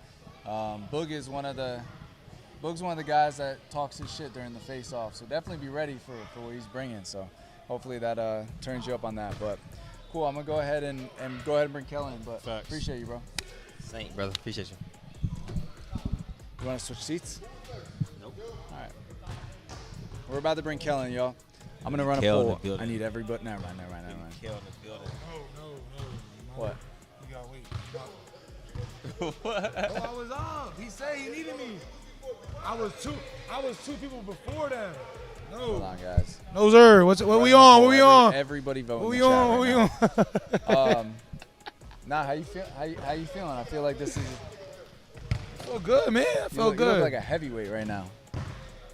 Had to, man. Feel me? I feel like get myself some type of advantage. I feel like in this one-on-one stuff, I feel like if you're not as strong as the next person, they get an automatic advantage. You know what I mean on you and shit. So I just wanted to cut that advantage out the door. Yeah, That's what I was you focusing felt. You on. felt like today with sparring with everybody. Obviously, this isn't like the same group of guys like like Cam, Day. Right. But I felt like you were the most physical out there. Did you feel like you could really push people around today? Yeah, I can see a difference. I've been seeing a difference the last 3 months. I've been in the gym heavy. I've been lifting with Joseph a lot, Joseph and MJM Jared. So we just been, you know what I mean, in that weight room, putting up reps, sparring, and just getting ready for the next big matchup, whoever it was. It just happened to be Lat now. Man, I'm excited for this 50-50 match. We talked a little bit earlier before you went to go spar. Yeah, I think 51-49. The chat is saying 63-37. I don't care what they say. No, but I think this is probably That's the social media, man. My fault. They talking some bullshit, so I had to come. I think this is one of the most like 50-50 matchups that I've seen lined up. I think another one that can be an example is like I'm gonna get crucified in the chat, but like a Robin Nas, like stuff like that, like at his peak. Like this, you guys are like entering you guys' peak, and this is like the perfect time for the matchups to happen, man. So like going into this matchup, knowing that like it can really go either way. Like how have you prepared for this? I'm just in the gym, bro. I just trust my work. You know what I mean? Like it's not preparing for him. I'm just preparing for a big matchup. You know what I mean? So it's like I don't change nothing about. I just stay ready, and then when my name's called, it's like I'm already ready. You know what I mean? So it's like I was on vacation last week. We already had it planned. You know what I mean? Summer ended up coming up, but it's like I've been in the gym already. So it's like I'm already ready. So I ain't have to this whole get ready this week. Like I've been ready. We've been stretching, taking it light, getting ready. So I'm 100% by the time the game comes.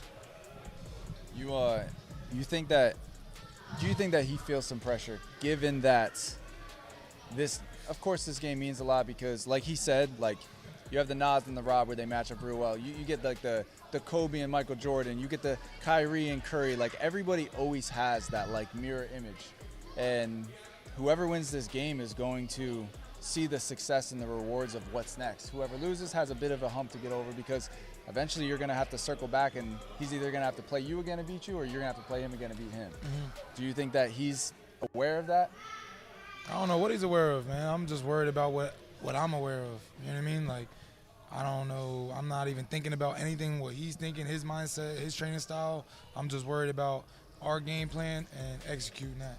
So, you know what I mean? I'm not really worried about what he's thinking. Yeah. So you bring out a big crowd with you. Got a lot of family members and friends, stuff like that. Can you talk about how important that is in a 1v1 space to have a support Very group important, especially like being at the next chapter. Like I ain't never really have that. You know what I mean? Like everywhere we go and everywhere, all the spots we go, I feel like I'm always alone. Not alone because I mean you get a couple people that just shade over to your side, or whatever, from next chapter. But like you mean the Michigan guys, they got all the Michigan guys with them. North Carolina got a lot of North Carolina guys with them. So it's like I never really have that backing unless we're in PA. And it's like it's just tough that right now like we got a whole van coming up on Wednesday. So it's like we got the family here now, but the whole MJM side and feel me on Wednesday, we're gonna be deep in this motherfucker. That's exciting. I can't wait. And I already know that they're gonna be on the court talking crazy Popping too. it. We on that. I'm not even gonna lie. Well, we are on that. Hopefully there can be a little bit of, we got security here, we can't. It ain't never that, bro. We just, you know what I mean? We just popping our shit, bro. It's all love, feel me? I fuck with Lat at the end of the day, you know what I mean? I don't fuck with him this week, but after our game, you know what I mean? It's all love for sure. It ain't never nothing else more than that. But during that game, it ain't gonna feel like it. Nah, I think it's important to have that kind of animosity in the gym. Scotty, I ain't gonna lie. Like that's. Yeah. I know Lat's bringing some people too. I know their guest list, and plus Zoe's bringing people, Malik's bringing people, Simon's bringing people, Keon's gonna be up. You're gonna have that whole side's gonna be talking shit as well. That's why we carpool, because you ain't about to put me in a situation where everybody's just over there hoorahing. Yeah. My guys is on the way. Let's do it. Now we asked him that question of maybe try to give like an honest opinion here. We asked the question, BLs did. He said, "Who is the better shooter between the two?" Out of what? You guys. Off the dribble, I'm saying jab three, like what type of shot? Because How one-on-one, would you know what I mean? word There's different things, you know what I mean? Yeah, I mean that's a great I feel point. like my jab That's a great three is point. better, you know what I mean? I feel like off the dribble, his might be better. I feel like my jab three is better. You feel really confident you're gonna beat him in every physical and athletic element of this game? Every physical athletic, yeah, every one. He's not strong enough. He's not fast enough. He can't block my shot at the rim. He's done. Well, yeah, I mean, yeah, he has shown though. Like I feel like he doesn't get a lot of credit for his defense. He moves very well with people and he understands the jab. Like he jabs a lot of guys. That's something that Reese was talking about when he was playing. He's like, damn, like just that. But that's literally what you do as well. Yeah. So that's why I'm saying like mirror image. He just can't let me get him on my hip. That's what I'm saying. Like he does all his work early on the jab. He guards it very well, and he slides his feet. But it's like once I get him on the hip, that's just runs. Yeah. How does it make you feel like when that clip got posted today? Obviously, he's coming up to me and he's saying, bet on him, bet on him, bet on him, bet on Kel. So, like, that energy and that emotion's there, and he's telling me and anybody that wants to bet on Kel to bet on Kel. He should be writing me saying that. He shouldn't be talking to other people, first of all. Second of all, he hyping himself up. Like, he got in the game, he in Texas. He hyped. That's not even, like, bro, come on, bro. I'm not even worried about that, bro. Yeah. Feel me? He hyping himself up, but that shit gonna be matched though, for sure. Yeah. All that energy, you better just have that energy here though. Feel me? Don't keep that shit in Texas. Bring that shit here too. Shit. By the way, I that love game is out on tncleague.com right now. So if you buy the Summit and you subscribe for the All-Star Access, you can also watch that game. It's literally out right now. I want to go over the rest of this because we were talking about at the end, you being – read the chat. What are they saying? Michigan. That's light right there. Someone said Lat is Kel in is- the chat. No, I don't want to assume. I don't want to assume. No, that's the actual page though, because he said He wouldn't say that. No, I saw the comment. He said Kel is lunch. I was like, I don't think Lat would say that. Oh yeah, lunch is crazy. That's lunch not is his verbiage. Kel is lunch meat. Lunch is that's out of pocket. That's not Lat's verbiage. That sound like though. a 13-year-old kid. That is crazy. Well, woke the bear up, won't be close. Yeah, that's not But Lat, bro. all right, when you were sparring at the end of this session, we talked about you being a vet, and you were out there with guys like Simon, guys like El, and guys like Colin. The mentorship and like what these sparring, like how much does these sparring sessions matter for new guys that are coming in, and being able to also be like, yo, like what do you think I could really do better? Yeah, it matters a lot just so they can see. First of all, just hooping with us vets and stuff like that. They see what we do, and it's like they're trying to learn. You know what I mean? Like what works, what don't, how they get to the spot, how physical they got to be. You know what I mean? Because I feel like a lot of guys, these guys are D1 or whatever they played. They never played in this lane, so they're playing clean defense, and it's like you gotta play physical. You gotta bump. You gotta make the ref call stuff, and you just gotta make the defender work or the offensive guy work. So I feel like these spar sessions, playing with people that have experience, it just teaches them what to do and what not to do early on before their matchup. Yeah. Obviously, you can't learn it all right away, but it's just like a wake-up call, like, oh shit, this shit a little physical. I gotta be a little more physical. Instead of them just flying in and just coming and playing on Wednesday, it's like, you know what I mean? Now they get all day tomorrow to think about how physical this shit was and figure it out. You got any other questions? I want to ask score predictions. No, Not I score think predictions. I sorry, think but- I think more of the talk's gonna be probably tomorrow at the face-off. So I think this is kind of a good prelude Most to that. definitely. All right, so quick answers on who you got winning if you're comfortable giving an opinion. But Yes, sir. you got to go against Simon and Colin. Who you got for that game? Who's calling? Who's calling? Colin's the one Fro. that. One with the afro. Yep, go ahead. They're right there. I gotta go Simon on that one. I ain't really, you know what I mean? I gotta see a little more from Colin. Okay. You got L versus Sid. Who's L? L's the one that just came in too. You were sparring with him. You sent down there at the end. Okay. He's the one that was playing Makai. I'm gonna go Sid. Okay. Just because I feel like he got a little height on him. I don't know. All right. 50-50 matchup. Bug and Saint. Ooh, it's gonna be a good one. But I'm about to go with Blammer. They're kind of like a battle of like Blammers. two Battle of Blammer. two blammers. All right, then you go into the next game. You got Tay versus Fombi. Tay looks really good right now too. Tay's always good, bro. Feel me? It's just Yeah, that can't one judge game. him on. You can't judge him off of anybody off of a 30-minute performance, bro. You know what I mean? We're in the gym every single day, kicking people's asses every week, day in and day out in the gym. You know what I mean? That's the stuff you guys don't see. And then we come in here, got to fly in, and it's just got to be this 30 minutes, got to be perfect, or we're ass. Feel me? So Facts. it's just that's how I feel. Yeah. Tay's always been like that from the start. Next game, Malik versus Zoe. One of them, it's a title match. #1 small guard. Malik, for sure. Malik for sure. Like, there's no questions about it. Nah, like that's just not no question because Zoe's like that. But I'm just saying. Zoe wants to play. I'm you. saying that's bad. That's bad. That's bad. I asked him. I said, you bad. win this game and you want to go up a division, and he said the very first person. He says, I want to play Kel. 30, 15, 14, 13, something around there. All right. And then you. Kel. You and Lat, you winning. How is it? How's the win gonna look? Like you're talking about score prediction? I'm not even talking about score prediction. I'm saying like, are you gonna look in control of that entire game? I don't know. I mean, nobody knows right now but God. But I feel like he's just gonna have to keep up. That's what it is. You know what I mean? Like I'm on the same energy he has. You know what I mean? He was on that energy. They posted it. He's saying my name over there in Texas. Like I said, that energy's gonna be matched. So I'm gonna be here. You're gonna get my best game. So just make sure you having your best game. Because if you're not, you know what I mean? It could be one of them. It could be one of them games. Yeah. Okay. Say less. Well, appreciate you. Damn, what I say? They said pause. What I say? Smash. I'm not sure. What I say? Main event Kel in the chat though, man. Yeah. Yes, sir, man. Appreciate y'all. Yes, sir. Absolutely. My hands all sweating up. Well, Appreciate y'all, chat. Man. Feel me? That MJN will- money line to the moon. That will do it for me, Scotty. we got. All right, you getting out of here? I've been up since 3 a.m. All right, I flew go- from SAC get today. A Millie for me. Get A Millie. I need to make sure I get some sleep. Millie. Ready? Colin, brother. Pleasure. Nice to meet you. All right, I got a little one-on-one right now. We're gonna get right in. How you feeling? I'm good, man. How about you? Good. Yeah. Hey, you know what?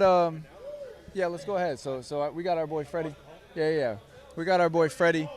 Chat, when you guys see this man come in, say W Freddie. Freddie has been making a ton of content around the one-on-one community, a huge part of adding to the just fan experience, giving predictions, giving storylines, and just being truly creative. He's gonna go ahead and come on over, but let's get started. You got a call very last minute. I know we were talking in the DMs. You had expressed like you realize what this opportunity means, and you said you are completely ready for it. Just kind of talk about how you've been, like how did you find out about this space, and like what does it mean to you right now?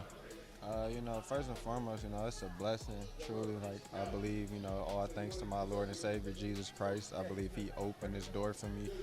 But, I've been hip to this space for about 2 years now, honestly. Maybe before that, just from knowing about Friga. Sorry if I mispronounced his name. But, yeah, just watching, I do watch the ones and stuff like that. Follow the YouTube page. So, been following it for some time. And, I just like what I see out there for real. So, I like, thank for the opportunity. Yeah. When I had told you this, when we post the matchup, people aren't familiar with your game yet. Mm-hmm. So there was going to be some doubters. Did you look at some of those comments and just read it? I know it's hard, bro. It's hard not to. I told myself I wasn't, but I did, because I just, the disrespect gonna come, but sometimes you just want to see it, you know? Because I just got to see, how crazy people gonna talk on my name. So I looked at it for sure.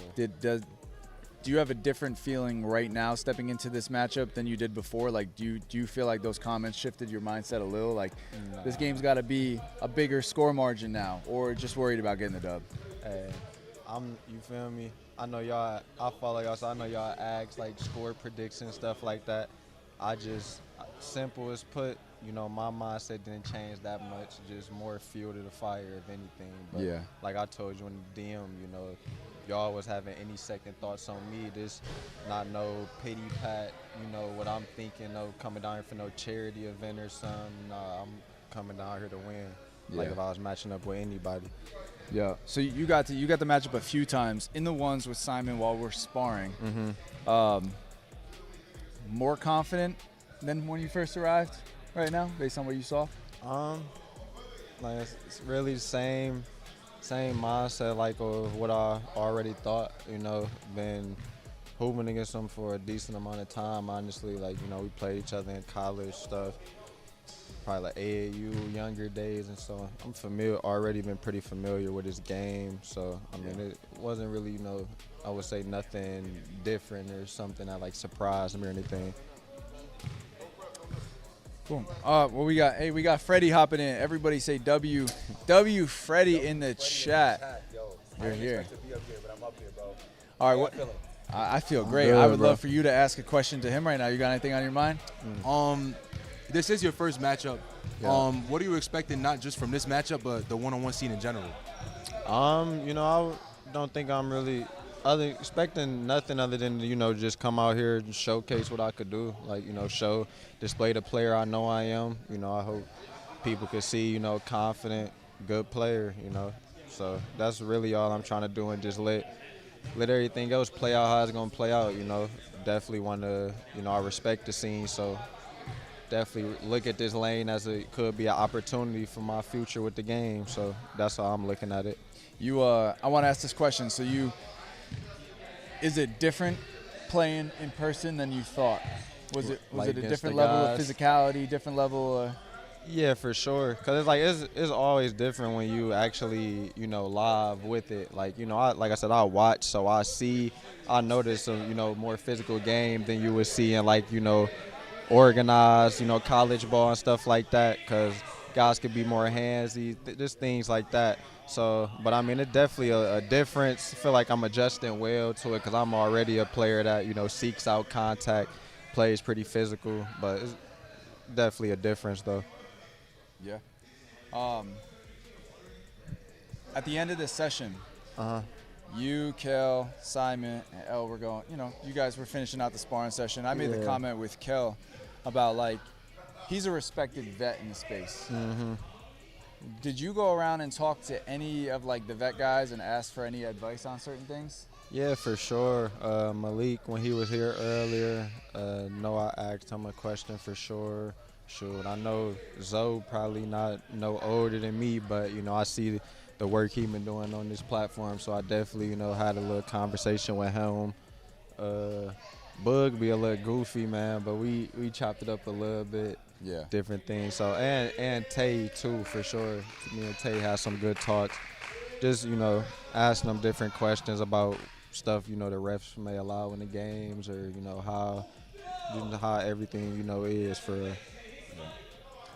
With this, you know, being your first one-on-one, has your preparation changed, you know, compared to getting ready for a fives game? Kinda, yeah. So believe it or not, even without knowing, you know, that this opportunity was gonna present itself, I love playing ones always. So even when I was playing fives at school and stuff, like, I always play ones after practice. I've been, you know, this is off season, summer technically, so I play ones pretty much, you know, almost every day throughout the week anyways, and with my, you know, regular skill work and other workouts. So I would say pretty often. Okay. I really don't got any more questions, to be honest, about this. I have more for when we do the face-off. So I just appreciate you. You know, you stepped in last minute. You definitely, for sure. you look prepared. Obviously, people were talking about how quick you move, your shiftiness, and just. Well, I'm excited to see you play, and when the lights come on and the crowd's here, you know, we get to see what you're gonna do in those moments. So I'm excited. Me too. Thanks y'all for having me. Of course, bro. Of course. We're gonna go ahead and who we got? Hey, Josh.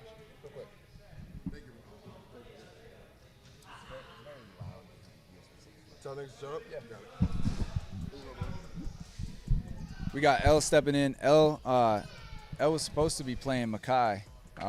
Last minute matchup change. We're live right now, right there on the screen. Last minute matchup change. I know it's unfortunate to kind of have an opponent switch up last minute, but unfortunately he got hurt. Does that change your mindset at all? Like, did it, from like your morale's perspective, like you're prepped, you're training, you're scouting somebody, boom, matchup change, like? Nah, I just feel like at the end of the day, you gotta be prepared no matter what. You know, stuff like that happens. Sometimes you gotta scout and pour on a guy that you about to guard, and he ends up not playing. It happens 5-on-5 as well. So you just gotta be able to adjust, and that's what I'm gonna do, no matter what. Yeah. What you got? I mean, honestly, bro, you look good out there. What do you feel like you really work on the most in terms of a one-on-one skill set, if that makes sense? Really just having guys, be physical. Because, like, that's really what it's going to come down to. I know I'm going to hit shots. I can defend. It's about, am I going to be able to play through the physicality? That's what everybody talk about. And if you're going to be in shape. Yeah. Those two things I know I'm going to be able to do. Yeah, I didn't doubt the shape at all. I didn't doubt the physicality because of you're an athlete, like clearly an athlete.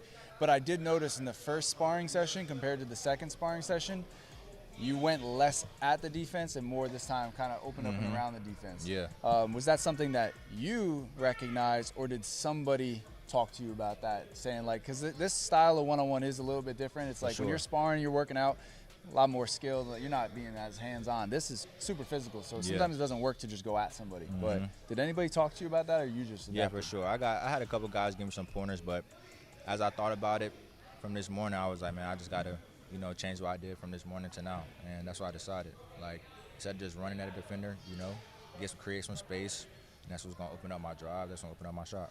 Yeah. You feel like I've been asking everybody the sparring sessions before the event. You feel like that it's helpful to just give you some insight, and like does it maybe shift your mindset on how you're going to approach the game on Wednesday now that you had a few of these sessions? Yeah, most definitely. Yeah. Now I know what I need to be prepared for. Yeah. Like, and I think that's a good thing about us doing it. Like you be able to see different defenders, see how they guard. You know what I'm saying? You get a lot of reps, and that's what you need, bro. Like, you need a lot of reps if you're gonna be successful in this space. Yeah. Because it's hard to replicate it, back at the crib.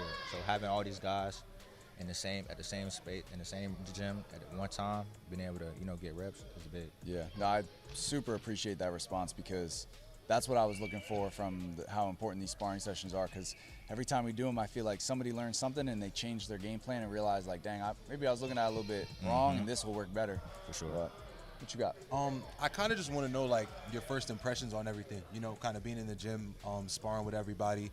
Like, what are your first initial thoughts on just the whole experience? Man, I feel like it's a great experience. I've been watching for a long time, so to go from watching to now being a part of it, like, that's big, and that's nothing but a blessing. You know what I'm saying? Like, it's a lot of guys that would love to be in this position, to be in this space. So the fact that I got an opportunity, like, on a platform like this and a game like this, that's big. You feel as a pro, very decorated pro, as well as just like your college career was a standout college career, one of the top scorers in the nation. The one-on-one community, I've heard a lot of feedback from professionals that say, like, it helps you grow your confidence faster, because you are taking a lot of difficult shots all the time. So then when you get into these 5-on-5 situations, you don't really question, like, is that a bad shot? Because you've been taking some extremely physical, like, bad shots here, but making them here. You think that this type of sparring is more beneficial to improve your game, or do you kind of more like the training elements of when you're prepping for a fives? Nah, it's sparring like this, it definitely helps you a lot more, because the shots that you're gonna get sparring, you might not get in the game. So if you're able to hit the tough shots when you're sparring, like when you get the easy ones in the game, you're gonna knock those down. So I feel like sparring most definitely helps. Yeah. You know what I'm saying? I'm gonna get into asking questions about Sid. You haven't had much time to really see much of his game, but you got to see some of it right now. Easier or more difficult matchup than Makai, in your opinion? I don't think it matters who I'm playing, bro, honestly. Like, I'm gonna handle business. Like, it really didn't matter. I don't care. You know what I'm saying? I'm gonna win. Yeah. Like, that's all I'm worried about. But he got game, though. I respect his game. Like, I respect everybody. You know what I'm saying? But, like, I'm playing for something totally different than everybody else, bro. Like, you know what I'm saying? Yeah. What you got? Yeah. With you sparring, is there anything specific about his game that you might have noticed that you might have to pay a little bit of extra attention to, if that makes sense? He's way more craftier than, you know what I'm saying? Like, when I watch his games, I watched 2 games already. Like, he's way more craftier than, in those games I saw than he is. So, you know what I'm saying? Like, that's just going to be me, what I'm going to adjust to. And, you know what I'm saying? I'm going to be physical, and I'm going to make him shoot tough ones. Okay. You know what I'm saying? Mm-hmm. Yeah. In this space, it's very important to make a statement. As we got a 360 windmill right on cue as I'm saying that. But like, it's very important to make a statement when you get out there, because as a new guy coming in, your moment is either like you're gonna sink or you're gonna swim. There's no in between. A game being like a 30-29, if you guys are both kind of going crazy and like it looks really skillful and it's very competitive, but this is just a moment to make that statement. And what do you have to do to make that statement? What do you think it needs to be? Does it need to be a blowout? Does it need to show how efficient you are? Is there an entertainment side to it? What do you think that statement is for you? Just showing that I'm a professional scorer, that I'm skilled. You know what I'm saying? I think that's gonna be the statement. You know what I'm saying? Because I see the comments. I see guys don't think I'm gonna be able to, find my way. But like I score the ball at a high level, and guys that can score the ball at a high level can score no matter what. So, and I'm wired to do that. Yeah. Do you have anything else before we get into maybe just talking about that rest of the games? Not much, bro. Honestly, I played really good out there, though. I will Appreciate tell you that. Yeah. We'll go down from the top of the card. You got the main event, Kel versus Lat. Early prediction. That's tough. That's a 50-50 game, but I'm gonna go Lat. Okay. Go Lat. Second matchup, co-main. You got Malik versus Zoe.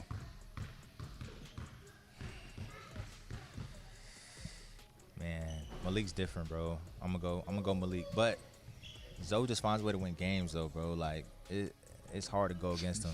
It's hard to go against Zoe, bro. It really is. But I'm gonna go Malik. ISO Tay versus Fombi. I got Tay just because of people. Tay's an elite defender, and he can when he's in his pace, when he's getting to his spots, it's easy. And he's making it a little more simple. He looks really good. So I'm gonna go Tay. Okay. Then you got Boog and Saint. You got to spar against both of them quite a bit. Talk about what's it like guarding Boog? Bro, it's the most unorthodox, crafty, display. It's hard to explain. He gets to his spots. You don't know if he's going to shoot the jab through or not. He keeps you on your toes, and I think that's why he's so good. And he's extremely good ball handler. You know what I'm saying? What did you see about Saint before Saint. you give the prediction? Saint's a dog. He can score. He can really score. Saint can really score. Strong. He can guard. That's a 50-50 game, too. But Boog done played a few more games, so I'm going to go Boog. Okay. And then you have, what's the one underneath that? You got Simon versus Colin. Colin got a last-second call to come fill in for Deshaun. Based on what you saw right now, who you got? I like Colin, bro. But if he shoots a jab 3, he got to shoot a jab 3, but I like Colin. Bet. Okay. And then obviously you got yourself. I got myself. About yeah, that. I got myself no matter what. Yeah, I don't care. All right. But appreciate you for tapping in. We'll go ahead and get another one up in here. Freddie, man. All the way from New York, bro, all the way from TikTok. I flew, yeah, bro. Listen, we working, man. I appreciate this opportunity. It's an amazing feeling, bro. I ain't gonna lie. It's amazing seeing the facility in person. Yeah. Just getting to meet all the guys, talk to all the guys, bro. It's been great, bro. It's been a great day. Yeah. A lot of basketball got played today. A lot of sparring and. Yeah, bro. Who, real quickly, who is your favorite to watch? Bro, in person, gotta be Boog, bro. I ain't gonna lie. I don't know. He's different in person, bro. Simon, what's good, brother? What's good? You were ready to get this interview done, huh? I got homework. You got homework I'm for a real? scholar, y'all. Oh, okay. Bro, first off. off. I got my. What's going on? How you doing? I'm doing good. Shout out the next chapter, man. Yeah. Are you excited for this right now? I am, bro. I am excited because I feel like it's different for me. I'm used to being 505. I played 505 my whole life. I think I'm just ready to experience the new stuff, Yeah. I think today was new. It was fun. It's just, it's all a part of the process. I asked Elle the same question I'm about to ask you. Is it a bit demoralizing to be so prepared for a certain matchup and have a last-second change? Or, just like in your mental, it does kind of suck to switch up last second? Yeah. I mean, I think I was prepared to play somebody. But, I mean, I respect, Deshaun's decision. Obviously, that was somebody that I talked to. People don't know, throughout my ACL process. And I understand how things work. So, you know what I mean? I understand that, injuries happen. So, next man up mentality, and I just got to figure it out against a new opponent. Gotcha. That's just my standpoint, at least. Yeah. What you got? As you got the chance to spar against your opponent, was there anything specifically that you noticed in his game that you might have to pay a little bit of extra attention to? Nah, not today. I played against him before.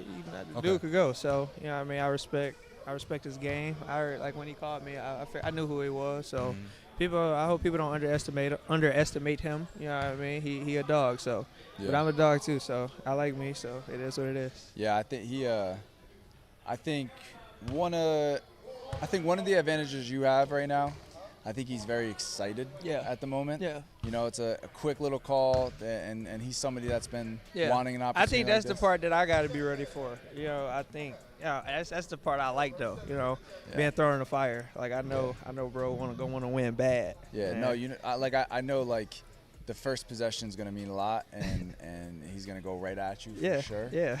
So, are you a bring the energy or are you a match the energy guy? Man, I'm a baller, bro. I don't know. We're gonna see. I'm bringing the show though. The show gonna come. The show come where we go. I talked to L about there was 2 sparring sessions today. Okay. I asked him. I said, when you came into the event, you had a game plan for how you were looking to play when the actual event starts on the 17th. Right. But the first sparring session, did it change your approach a little bit? Seeing how physical it actually is. Yeah. It's a different game. Like I'm telling you. Like I didn't know. You can ask, but you ain't gonna know what to expect until you go through it. So. Like once you get here, you're gonna understand. You're gonna have to adapt. So I think that's the part for me. I think it's cold that you gonna have to adapt on the fly. You're gonna have to change on the fly. I definitely and it's you noticed. versus somebody else. Like I definitely noticed from the first sparring session. I do feel like first sparring session, you were looking to show I can bump with you guys. Yeah. Like I'm gonna be physical with Yeah. you guys. Yeah. This one, you open up the finesse. Yeah. Spaced out, and Yeah. you use your speed to Yeah. get like. Yeah. So that was you that learn. something you thought of? Like, That's something you learn. Like I'm a learner, man. So you know what I mean. Like I know you probably asked this question, but just like seeing the vets, like Tay, you know, my brother Keon, Boog, like all the boys that have been through it. You ask them questions, and yeah, I mean, you figure stuff out, you go. And I said that's why I think it's cool, cause like you come in here and you could do something, and then you got to switch it up. Some people can't switch it up. Yeah. So to switch it up and be successful, like it's something good to feel going into the matchup. You know what I mean? That's something good for me to go into the matchup. I guess my question would be, you know, I know it's still early, but do you have any goals just within the 1v1 space in general? Nah, man, I'm just excited to be back on the court, bro. Like my injury was long, it was traumatic, it was 2 years. So this is like my debut back on the court. So for me, I'm like I thank God every day. I talk to God, and it's a blessing to be back out here and to do it on the scene, on the platform like this. It's gonna be fun, man. Anybody that you were sparring with today that like impressed you more than what you can see online? I be online, but my online different. So I don't really. I judge people, you know, kind of off of when I see them. So I ain't really know what to expect. Like I figured everybody could hoop. I figured, you know, I never underestimate people. Yeah. Like I'm always an overestimator. Like, you know what I mean? I ain't gonna never go out there and be like, oh, he can't. You know what I mean? I have to figure it out. So.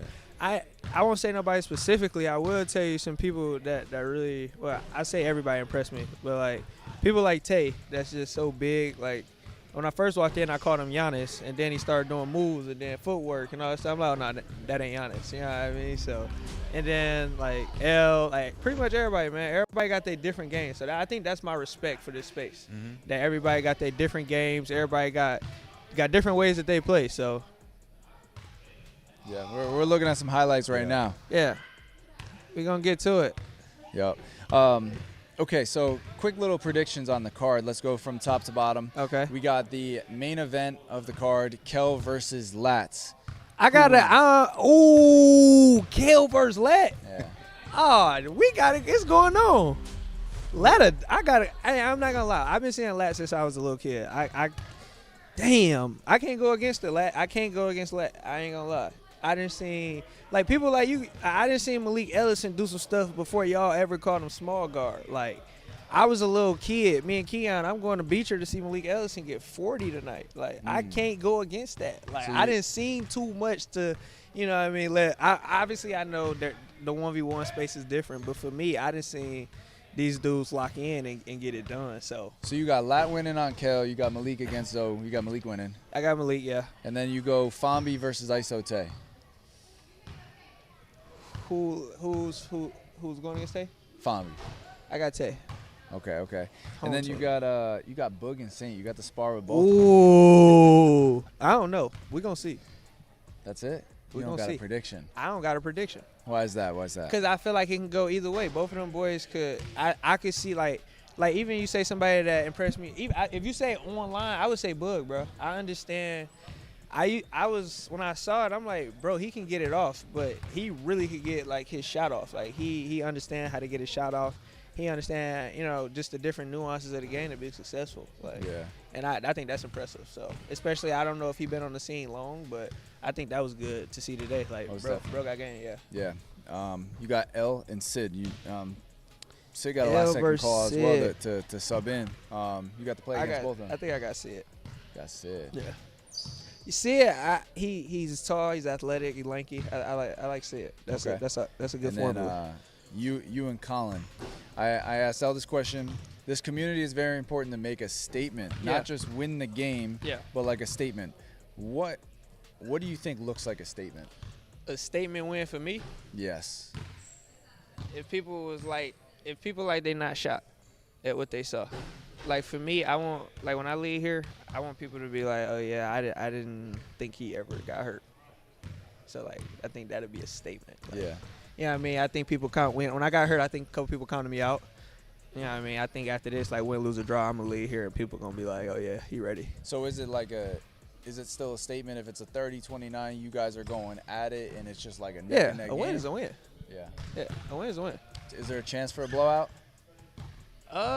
Depending on what the game permit. I honestly learned today that there's no telling. Like you don't know what you. I literally saw Colin not be able to make a shot and then run off 8 straight.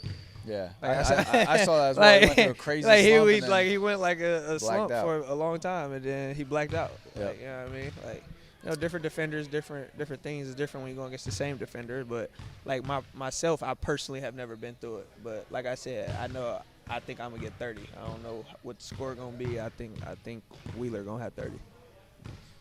Anything last question? Yeah, I guess my last question would be, what do you feel like you're learning about yourself as a player as you continue to work your way back up from the injury? Yeah, perseverance, consistency. I think consistency beat everything. Like so, even like when I got the call that I was gonna play, and it's just consistency of working towards something. You know what I mean? So for me, always working towards something, and even like today, like you land yourself in a pit full of dogs, and you a dog. You know what I mean? Like you ain't know you was gonna be a dog, but you show up and you put in the work, and like it shows. Like so, yeah. I mean, so I think for me, always just when I step on the court, just understanding that he was here, like remembering that he was here. And I think even like on my first day, like, you know what I mean, I still think people felt my presence and energy, so it was good. Right? Yeah. Cool. All right, well, appreciate you. You know it, man. Yes, sir. Good luck Wednesday, man. Thank you. Chat, on this for this next one, go ahead and drop some questions. I'll go ahead and I'll ask. We got Sid stepping in. Questions, drop them. Appreciate that, Rance. Ransa, yeah. I mean, when we do these summits, I mean, this is just a really big stage to introduce new talent, so it's a very big chance at like a fast track for success. But Sid, what's good, bro? How you feel? I'm doing pretty good. How y'all doing? Good. You got a last-second call, another situation of a, of a dropout game. Unfortunate that Makai got hurt, but we just saw you in Austin, Texas. You look very ready right now. Appreciate it. You've been on the space before, but what is different right now for you as to what they've already seen? Really just being intentional and being comfortable in my body. Usually I'm battling injury and I'm not really like 100%. Now I feel basically 100% ready to go. Besides that, like my movement is getting a lot better, so it's gonna be real hard to contain.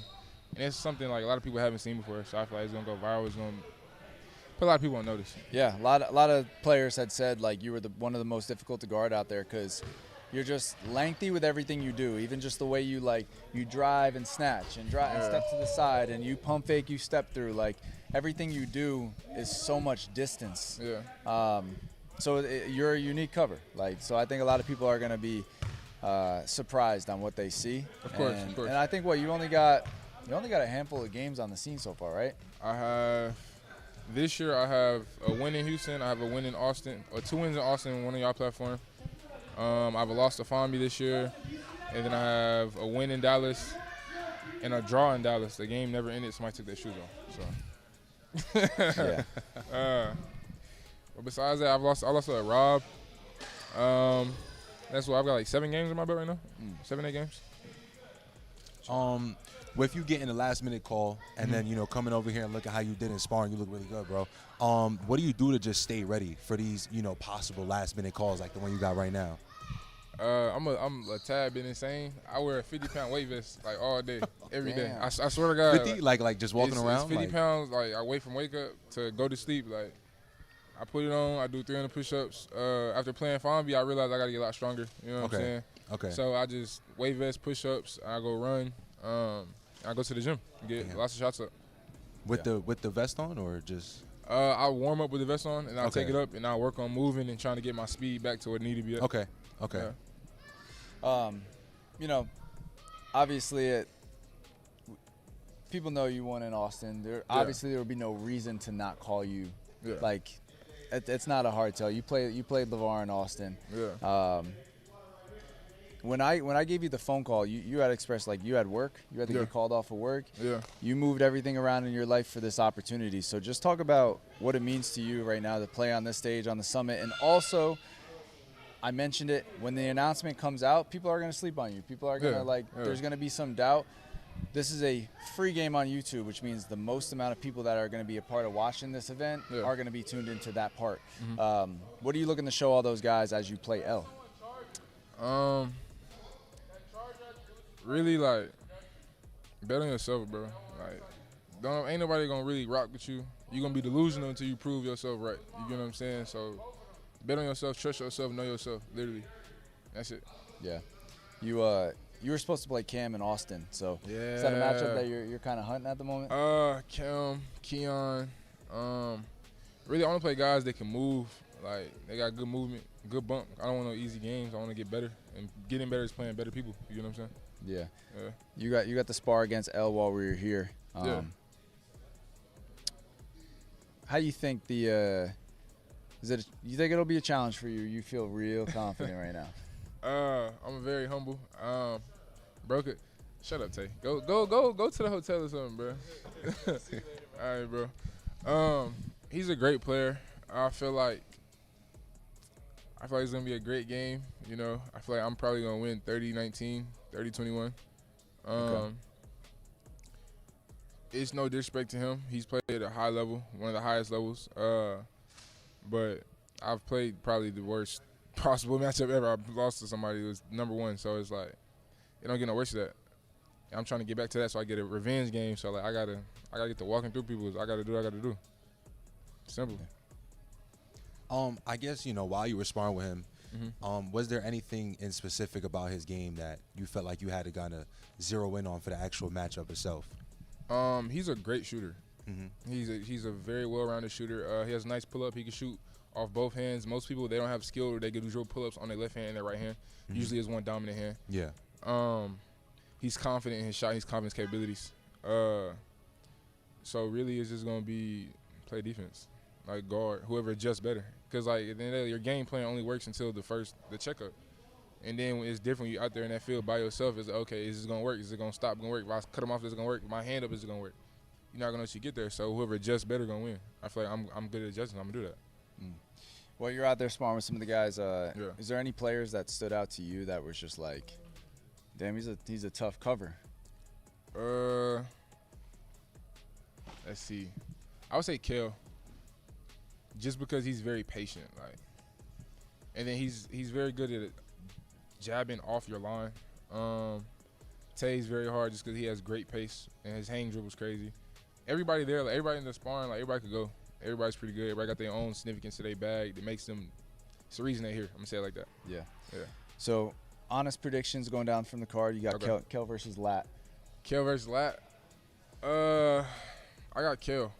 Okay. I got Kel. You got Malik versus Zoe. Malik versus Zoe. I got Malik. Okay. Tay versus Fonby. Damn. Tay versus Fonby. Dang, they both my guys, man. Shouldn't hurt any feelings. It's not. It's just, you know, an opinion, right or wrong. I'm gonna give it to Tay currently. I'm gonna give it to Tay. Okay. You have Boog and Saint. I got Boog.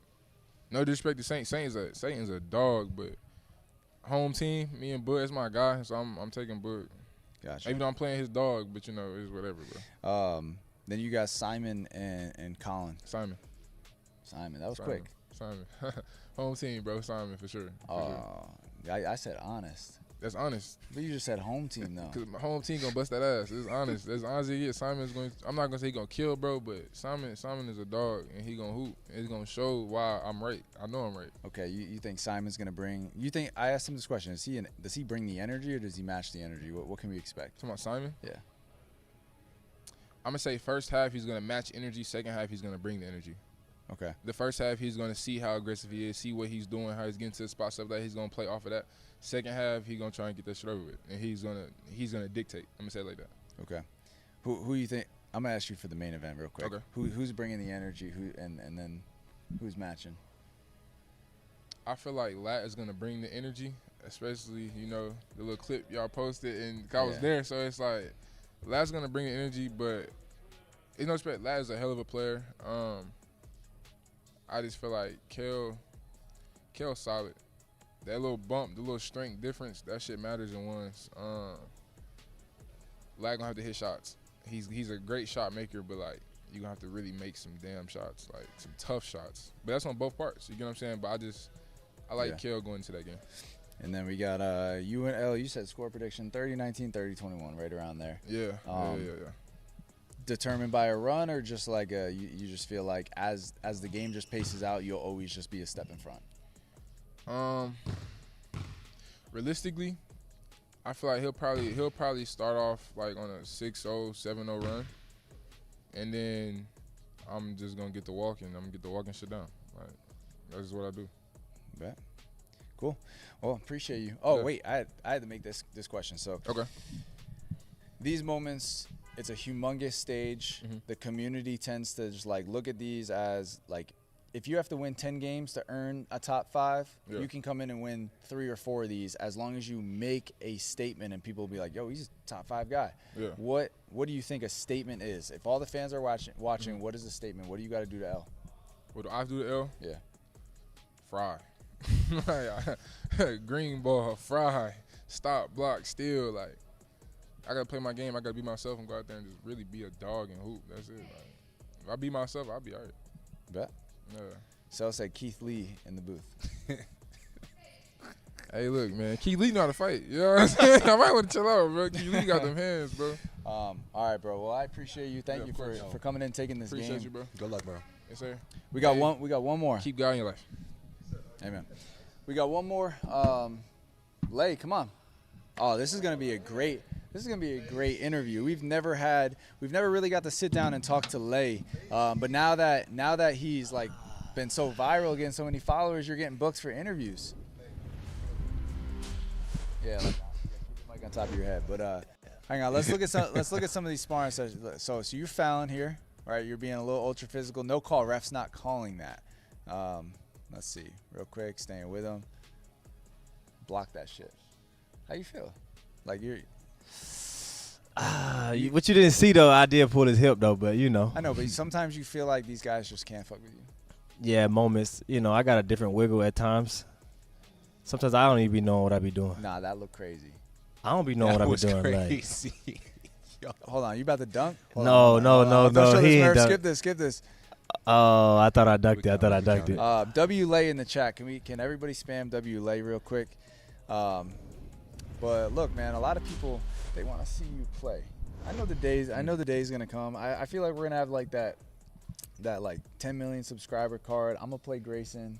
Yeah. You're gonna get a matchup. Like there's gonna be that. But you get the feel like, are you itching when you get out here? You're like, man, I might want to get out there for a matchup. No, yeah, I always been itching, even from back in the day when he first started. Like I always had that itch of like I want to play, but you know, it's just been, you know, understanding that I'm here for something else. So like not to overly try to insert myself. That's what I never did in my life, to try to insert myself on things. So I just let things happen natural. Yeah, no, I respect that. Some people knew you could hoop, but now they're seeing. I mean, 7.5 million people just saw it. Yeah. But no, that's cool. What do you got? Do you want to just give us a little rundown of like your history with basketball? Because obviously, like, refs play the game, but you're consistently competing with some of the top guys on the scene. I know it's sparring, but you still hold your own and you do very well. So do you want to kind of just give the audience a little bit of your background with basketball? That's a great question. My background with basketball, I played high school. I didn't play nothing else besides high school. I went to like a job corps and played out there, which was like, it's nothing compared to anything basketball really. Really, it's just like a little center versus another center. And then after that, I just played a lot of basketball. Like I used to play like 3 times, 4 times a day, like every single day, 7 days a week. So I'm just a basketball fiend. So that's how I grow. Okay. And I'm very like open-minded to people. So like when I'm playing with the pros in Orlando and things like that, I actually ask them questions while we're playing. Like, yo, hey, should I make a right read? Did I do the right thing? Like, what should I do differently? And they be telling me. So like that's like a thing that has helped me a lot grow my game. And then watching people play. Like I can watch people play and mimic it without even working on it. Yeah. What is the pressure being out there officiating a game when you know like there's a bunch of money on the line, there's people's like careers and like livelihood on the line, like, sometimes like, all right, that's a foul, call the foul, boom, game-winning free throw, it's over with. Losing guy, stock goes down, winning guy, stock goes up. That pressure as like a ref to hold your integrity all the time and ref the game very honestly, despite like it's just a different sport where like they do blame the refs way harder in ones. Yeah. They like in fives, like you can make a call and then game goes on and somebody turns the ball over, boom, layup. Like you get a lot more pressure as a ref in ones than I think in any other basketball situation. So like, just kind of talk about how you approach that. So how I approach knowing that obviously people's status and stock on the line as far as playing, they have big money games, betting on the side. I really still like truly like just hone in on like the integrity and my principles as a man to be able to, respect the game of basketball, to always do what's best for the game that I feel. Because obviously I'm the one that's making the decisions on my judgment on basically whatever the call may be. So that's basically how I go into it. I don't really let the outside situations factor into my decision making. Yeah. You think as a ref in ones, you got to go through more fire? Like whatever call, you got to stand on it? And I say that because one thing I recognize is in fives, if you miss a call, they still got to run back on defense. So like that, you get to separate from that player in that moment. In ones, they don't like something, they come right to you.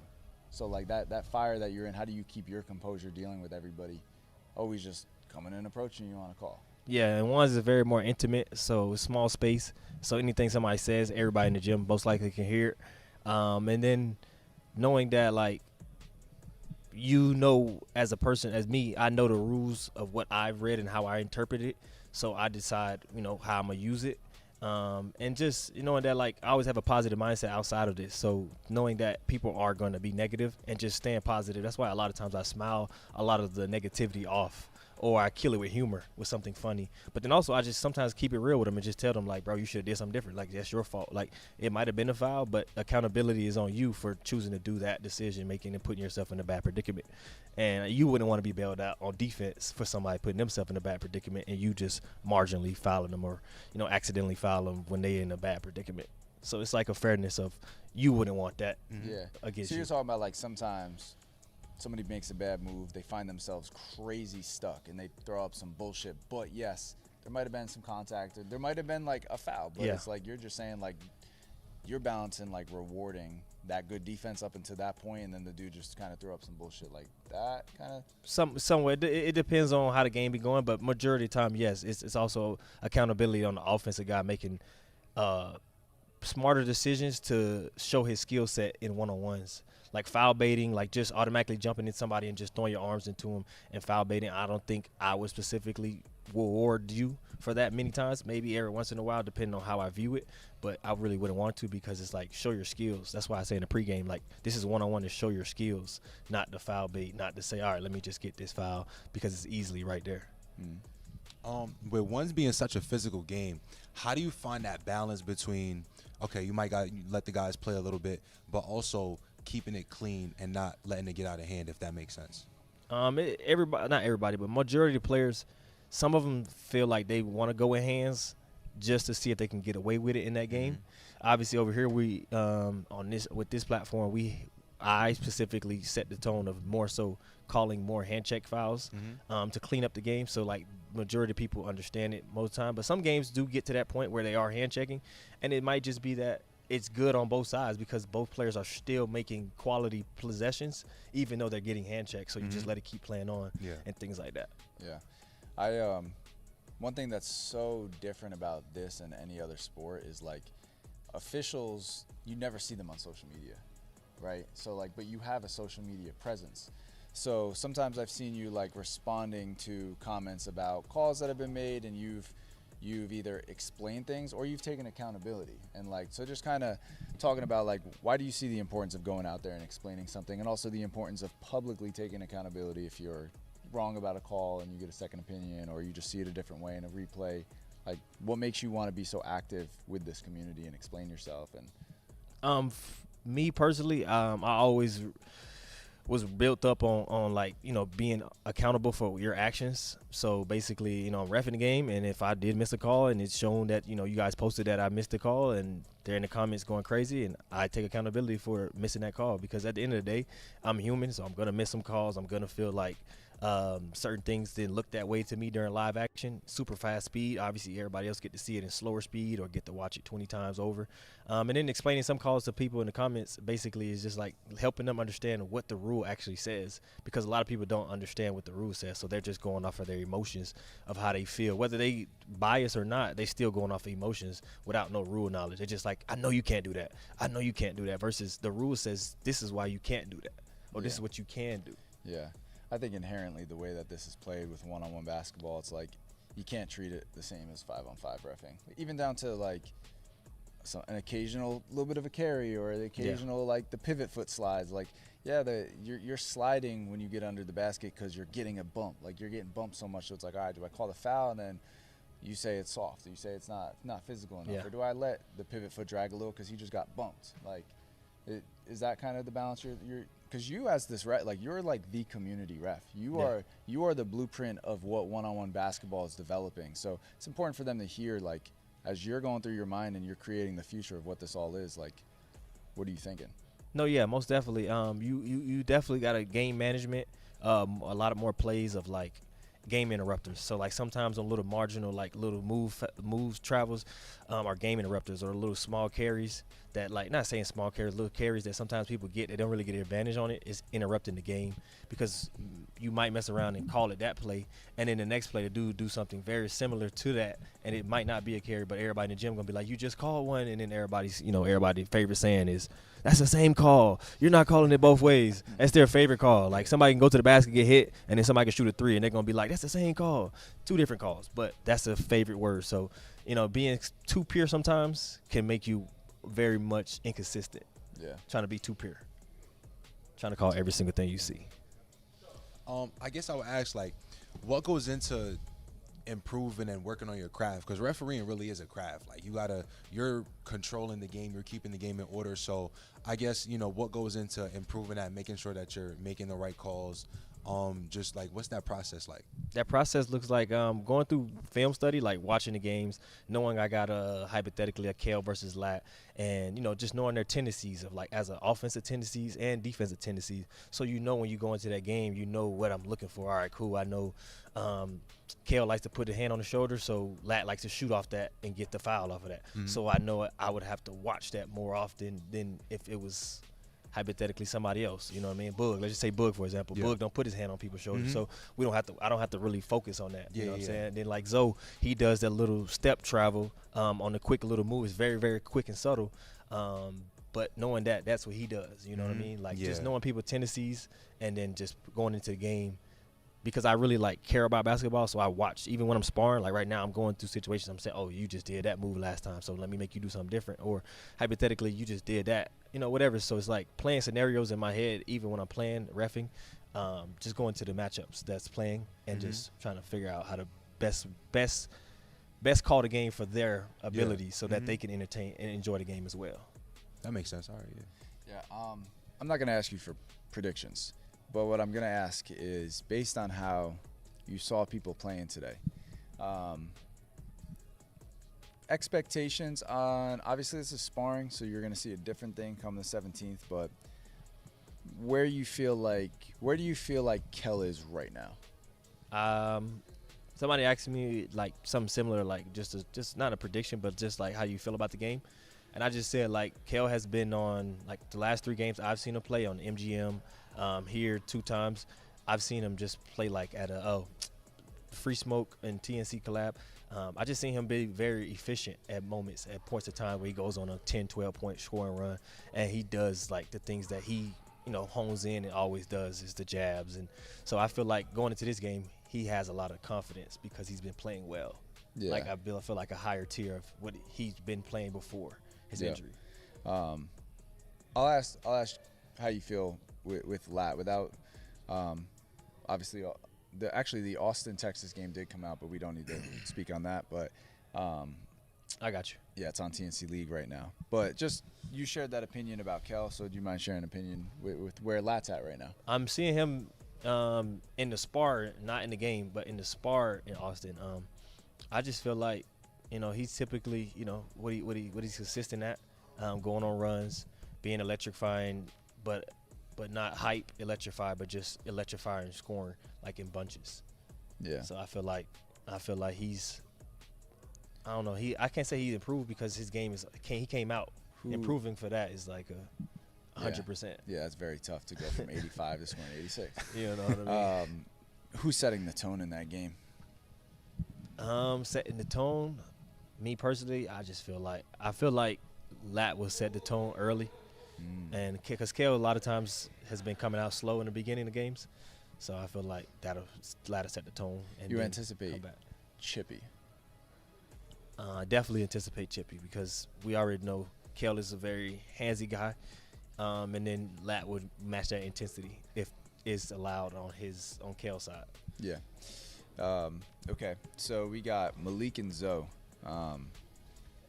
Just what's Zoe and Malik looking like right now to you? Honestly, that game, I feel like the Latin Kel game definitely going to be one of me and Meech's most focused game because of it can get chippy, as long as that alongside that Zoe and Malik game. Because Zoe does, play with hands, and obviously Malik is a very physical guy as well. So that's another game that's going to have to be properly managed to be able to let them enjoy their game and still play their game, but also like keeping it where it's not like a too physical game where people don't want to watch it. Yeah. But I feel like they both, looking good. Zoe looked good today in the spar. Malik looked good earlier in the spar. So, I think it should be a good atmosphere. Tay and Fomby. Tay and Fomby. I think Tay been looking good the last 2 times I've seen him play in the sparring. Fomby, he's been looking solid. He had a little down game out there on the smaller platform in Savannah, I think it was. But other than that, I think he's been very consistent on hitting the 3 ball, getting downhill, switching his game up. So I think that'll be another good one. Yeah, you got two of the most unique shot makers with Boog and Saint. It's been a minute since we've seen Saint, but what's Saint look like right now since the last time that you saw him? Last time I saw him, I don't think he's taking a lot of jump shots as he used to take. So that might be a beneficial thing because sometimes he gets caught up in the jump shot, but sometimes that jump shot does be very efficient. So I think that's going to be a nice game to watch, depending on how ready he is from playing from overseas to back to the fives, to the ones. Yeah. Then you got 2 new guys, Simon and Colin. Based on what you saw here, in my opinion, I could tell, rookies right now. Yes. I could see a little bit of that inexperience. They're both skilled as shit. They're very crafty, they're very quick, they're very confident, but that's why I'm kind of glad that it's 2 guys that have never played in the ones yet. Yeah. Because some of the vets would kind of expose a little bit of those tendencies that exist now, and that's why these sparring sessions are important. But you probably knew Simon before all this. Yeah, I watched him when he was 8th grade mixtapes. Yeah. When I was in high school. Yeah. Yeah. But I'll ask you to speak on Colin because you probably didn't know Colin. Didn't know Colin. Yeah, I seen him I seen him earlier with the Michigan State shorts on, and I was like, "Who is that?" I asked 4 people who is that? I didn't know who he was. But when he came out here and sparred, he showed some tendencies that he's potentially ready for tomorrow. Obviously, both of them are gonna be the most test is gonna be the endurance. Being able to withstand 30 on missed attempts, on getting fouled a couple plays, on bad possession. So seeing if they can last to 30 and still make the game look entertaining. Yeah. And then the final one, you got Makai, unfortunately got injured before this trip, and Sid had to fill in. So you knew L before this, so you know what he's capable of as well, right? Yeah. You didn't really know Sid before the one-on-one scene, I'm probably guessing. No, I had Sid. I seen Sid before, like a year ago. Gotcha. So what's your take on L? What's your take on Sid? Honestly, I feel like L's obviously in the second spar session for the day. He looked good. Started getting a rhythm. Obviously, probably early morning. You know, some people not good in the morning, but I think he looks smooth. A little stiff. I think Sid, he's a little looser with his handle and with his game. I feel like he's gonna take a lot of like contested shots for no reason, not take advantage of the easy possessions, because that's all I seen him do today.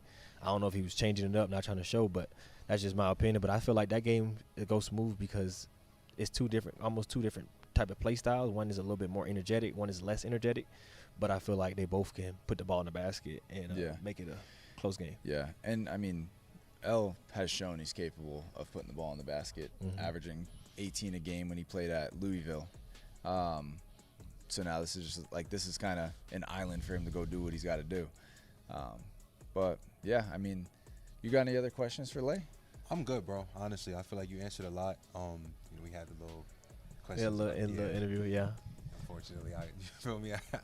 But yeah, bro. I think I'm good. I do have one quick one. So when you're sparring with the guys, it's where else do you see a ref sparring with players? You know, so like, does it help you also understand who they are before you go in and you ref them?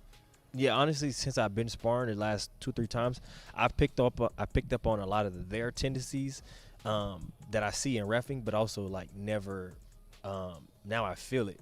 So like either hand checking, either bumping, pushing, like seeing what that feels like based on what they do in the game and what I'm calling them for or not calling them for, kind of helps me with understanding like what they'll do in the game, so like I know what to look for. Yeah. So it kind of helps too. It is a cool perspective, because like you think about like somebody like Draymond Green in the league, or like those like scrappy guys. Like if the official could actually be on the court and like realize some of the shit that they be doing, like then you'd be like paying attention to it. So I think it does give you.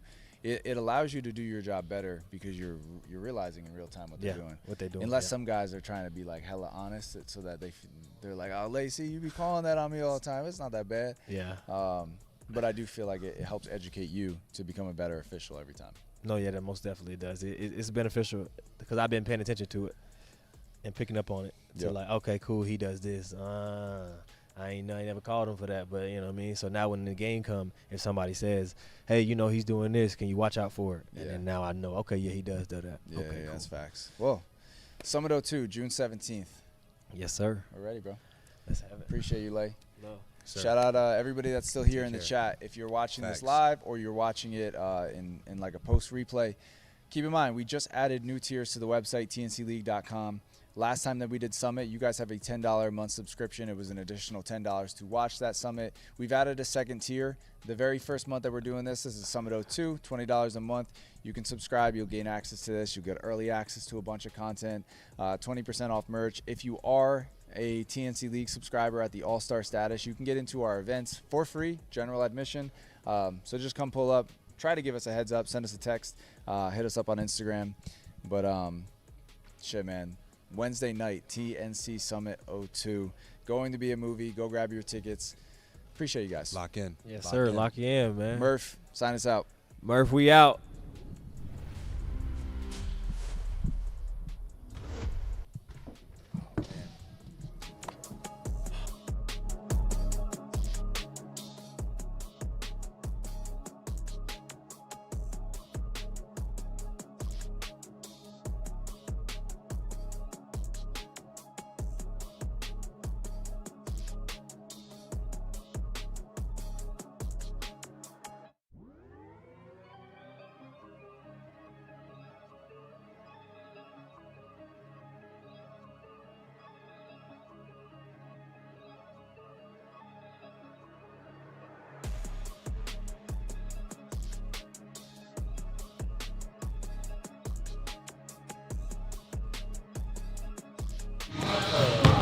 I should have took my time on that bitch.